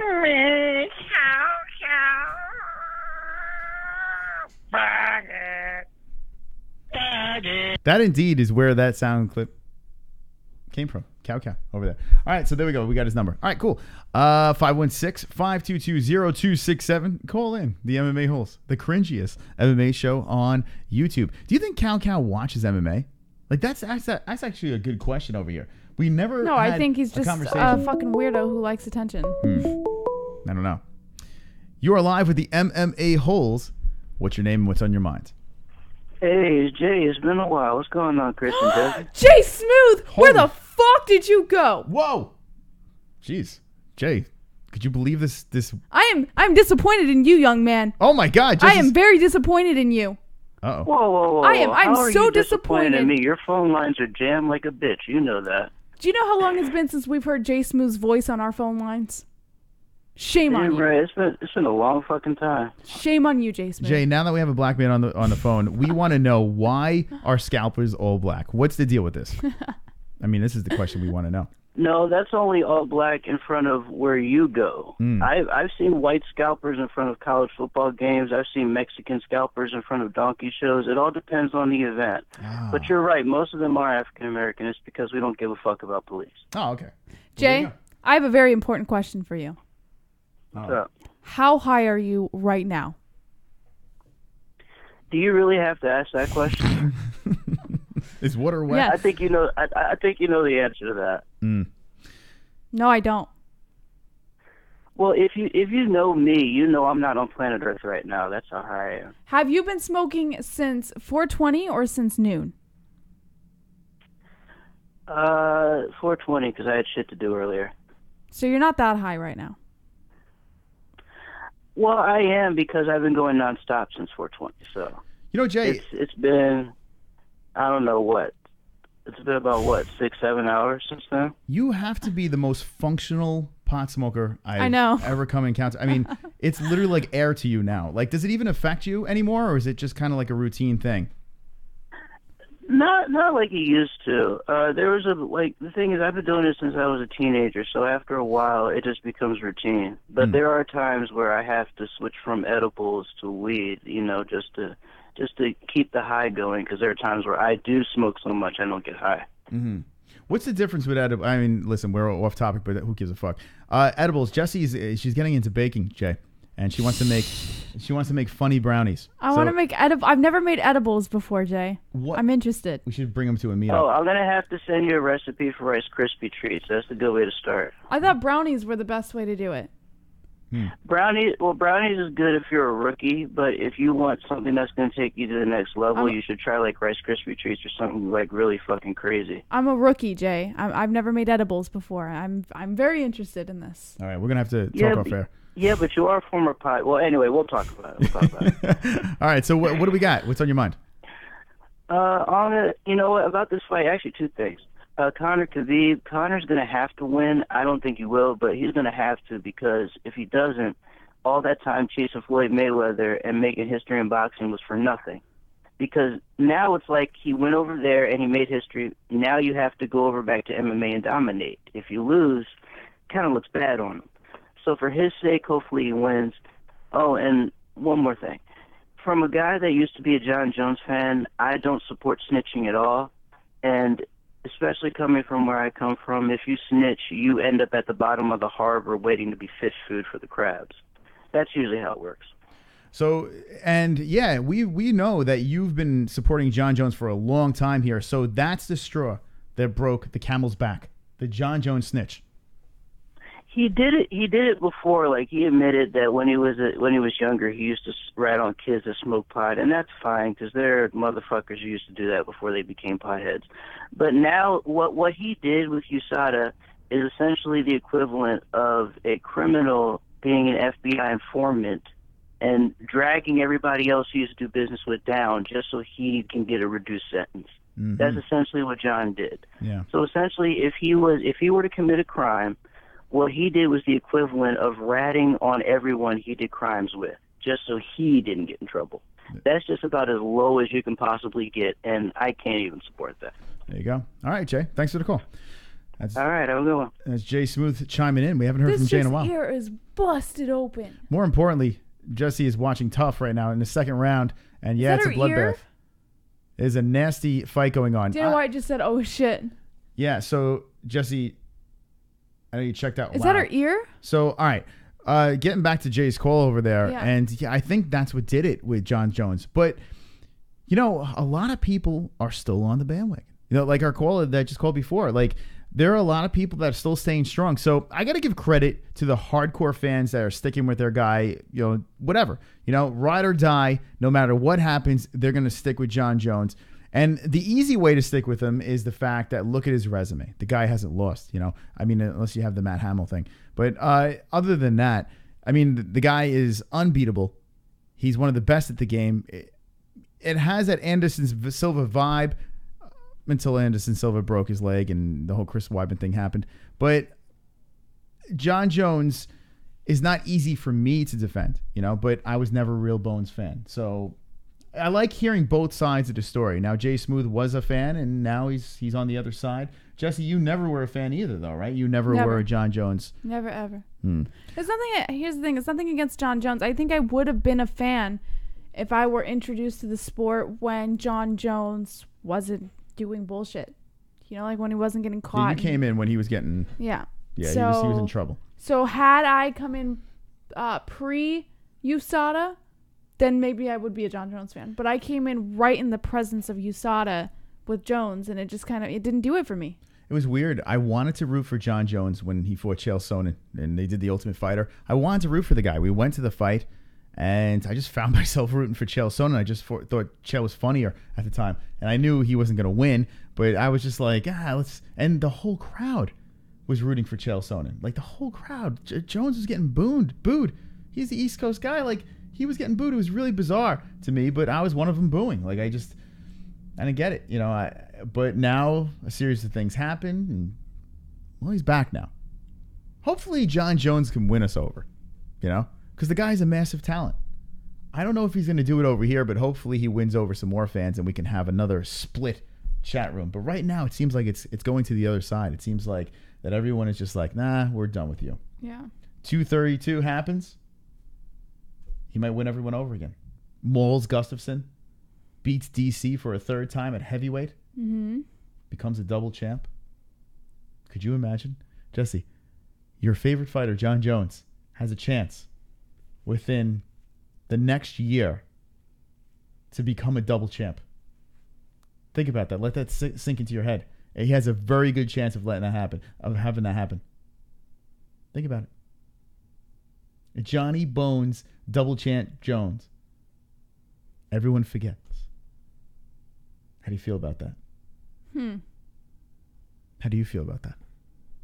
We have 10 more minutes left in the show. We're going to open up the phone lines, 516-522-0267.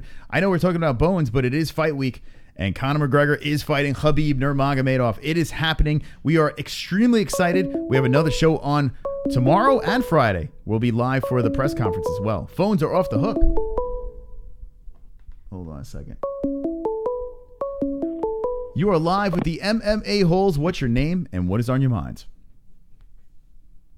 Oh, shit, we lost you. 516-522-0267. Apologies, we had multiple people calling at the same time. It is on fire right now. Get your calls in. We got 9 minutes left in the show. Tough is going on. They're in a third round, right? Or is this the second round? What is going on here? I think it's... it doesn't say.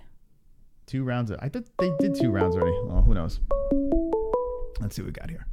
You are live with the MMA-Holes. What's your name and what is on your mind? Chris, you handsome son of a bitch. Whoa! Jose is back. Chris, you're so fucking handsome. Sure. And Jesse, I'm going to acknowledge you for once. You know why? Because it's fucking fight week. McGregor's going to knock the fuck out of Khabib. I'm sorry, you guys. I'm sorry, but Chris. Yes. How the fuck do people still doubt Conor Mac? It's ridiculous. This dude is literally a fucking unicorn. He is a fight game. He boxed Mayweather. Every challenge they've ever put in front of fucking Conor Mac, he's overcome. The dude, and bro, he's something else, man. This fucking dude, he's a fucking unicorn. How's Khabib gonna stop him? It's not gonna work, Chris. How do you see it playing out? I'm not hanging up. I'm talking to you. What do you see? Because I think that Conor, he hasn't been doing the media because he's extra focused, and I'm still pissed about that because I'm not as hyped as I should be. I do miss Conor's media antics, but, dude, he's super focused on this fight. He's taking this shit serious. He's going to fucking knock his ass out, bro. How's it going to go down? Talk to me. Thanks for the call. That's Jose calling. He wanted to stay on the line, but just listen. Yeah, I agree. He's gone? Yeah, I hung up. He made his point. All right, so I almost fell unconscious. I agree with him. Conor is a unicorn. I mean, the guy, he doesn't lose. Farewell, Jose. You don't fucking lose. But Jesse, what do you think? How do you explain to Jose why Conor is not a unicorn in this case? You explain it. Jose was talking to you. Well, he wants to know. Well, from you. And you. I agree with him. Conor is indeed a unicorn. From you. He frolics in under rainbows. Give him your 2 cents, Chris. He wants your penis. No, but explain to us, why is Conor not a unicorn? I don't know. So you think Conor is a unicorn? Could very well be. Is Conor a unicorn? Let me know in the chat.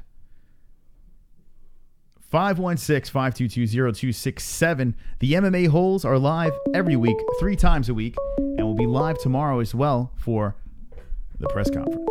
You are live with the MMA-Holes. What's your name and what is on your mind? It's Shan Wood calling in. Shan Wood? Yes. What's up, Shan? Hey, what do you guys think about the main event? Well, let's just bypass 229 and get to 230. Okay. What the heck happened there? Man, you tell me, Shan Wood. You tell me. This is a disgrace. I say the UFC shuts down its doors for UFC 230 because this isn't even worth the watcher, the buyer sitting in the seats there. Fuck the UFC. That's MSG. It's ridiculous. And they sold tickets for huge amounts of money. And they give us Eubanks versus Valchenko. What is happening? What is happening? I don't know. It's mind-boggling. It really is mind-boggling. There's a million better options. I get they have to put a belt here, but this is just such a bizarre fight. It doesn't even make sense as a New York fight to me. It's crazy. And I think it was an FU to Poirier and Nate.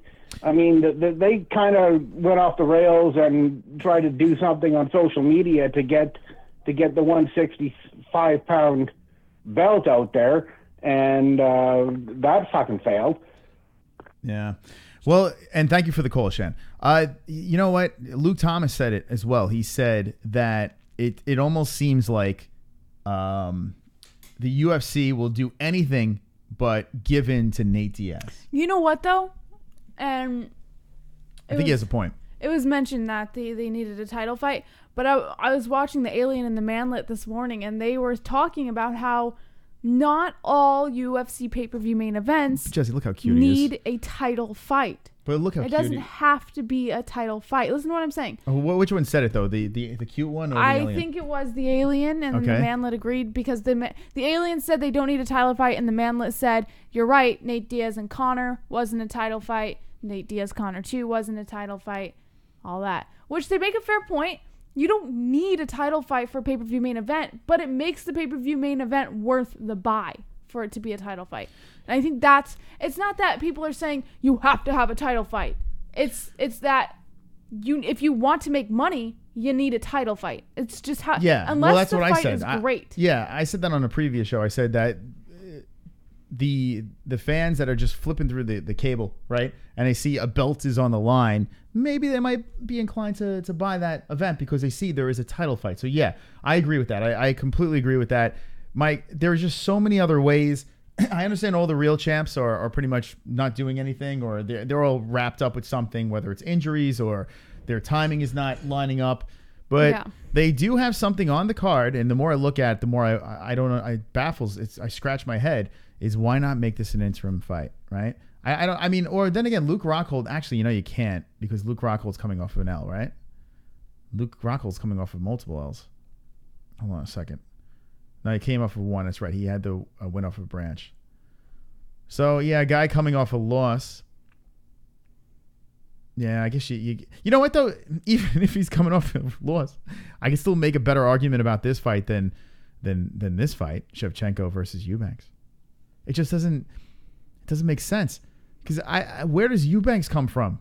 Like a relative unknown with one UFC fight, 3-2 professionally. How? It doesn't make any fucking sense. Let's take one more call. 516-522-0267. Let me know. Let me know. All right, Jesse. Now that we're getting closer to McGregor versus Khabib, now that it's right around the corner, how pumped up are you? Super pumped. You are live. 773. Oh, go ahead. You're live with the MMA-Holes. What is on your mind? Okay, guys, let's break down this fight between Conor McGregor and Khabib. Do you think Conor, he's not really known for a one-punch knockout artist. He kind of like puts combinations together, doesn't he? Like when he lit up Eddie Alvarez, he put 1, 2, 3 punches together. True. Like unlike who else? Who has one punch? Like Rumble Johnson, he hits you one time, you go to sleep. You know, it's funny you say that, and I'll let you finish your thought. It's funny. I was actually just talking about this with Jesse. I said he's never knocked out anyone with one punch. Yeah. That is correct. He's leaped on top of them and hammer fisted them or caught him with a combination. So that is a true statement. Exactly.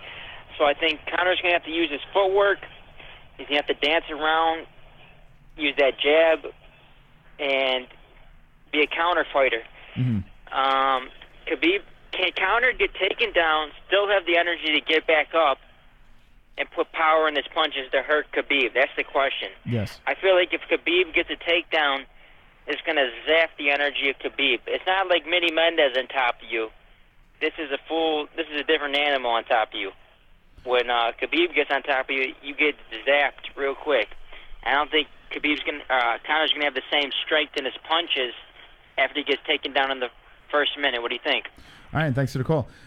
He makes a good point, and I see in the chat Stephen Iron saying about Aldo, that wasn't one punch. Watch it again. Wasn't it one punch? It wasn't one punch. Nope. No, listen, I'm the biggest Conor. I've had this debate with him. We watched the fight, and I even had it on slow-mo. Yeah. It was totally one fucking punch. He went down. Hold on a second. When McGregor hit Aldo, he went down, and he was on his way out. He finished the job opening his head like a coconut and fucking cracking his head off the mat, bouncing it off the mat with hammer fists. That's how he finished the fight. And that's how he finished all his fights. But he went down in one punch.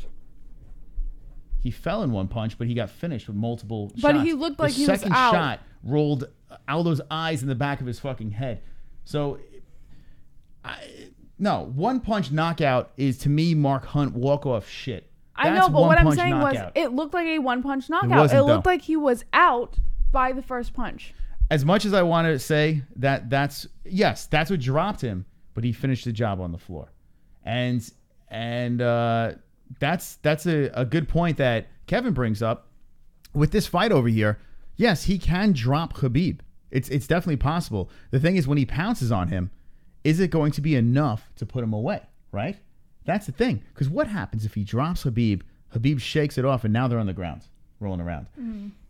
I don't think there's going to be much problems, because when he dropped Alvarez, and Alvarez was on the ground, and then he was inside, he was on top of Alvarez and doing some work. This was in the first round, and I was yelling, get up, don't play on the floor with this fucking guy.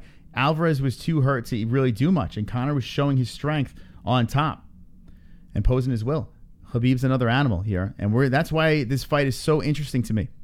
And undefeated Dagestanian fighter versus a superstar, Conor McGregor, double champ that's been stripped of both. It's a fascinating fight. I cannot wait. And I am so fucking excited for this card. This is the most I've been excited for a UFC card in a long time. Long time. I can't even remember the last one where I had this jitters. CBD coming in last minute. Marky Wahoo. CBD.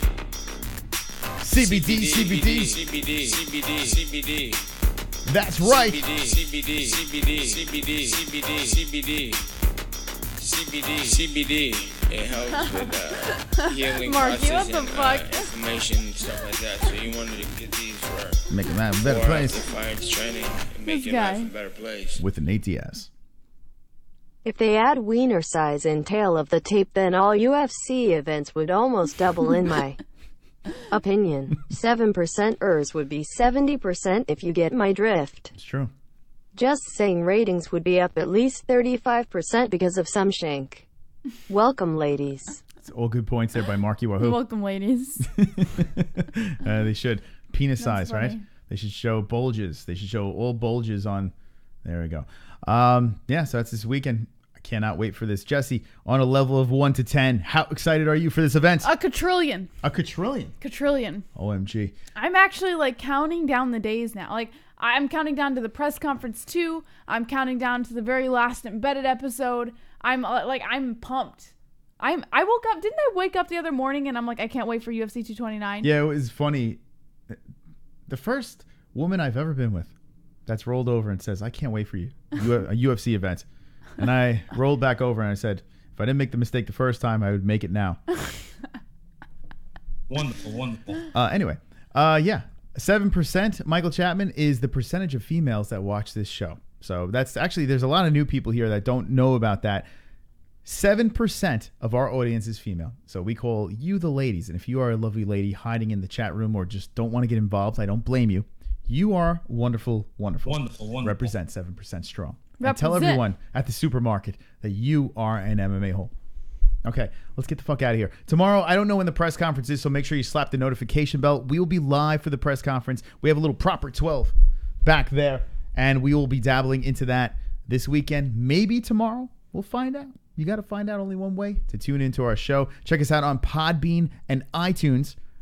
Free. You can just follow us on Podbean or download on iTunes. It's all free, and you can listen to the audio version of the show. And every time donations come in, it gets even cringier that way. And that's that. Jesse, look into their souls and speak to them. Don't be an a-hole. Be an MMA hole.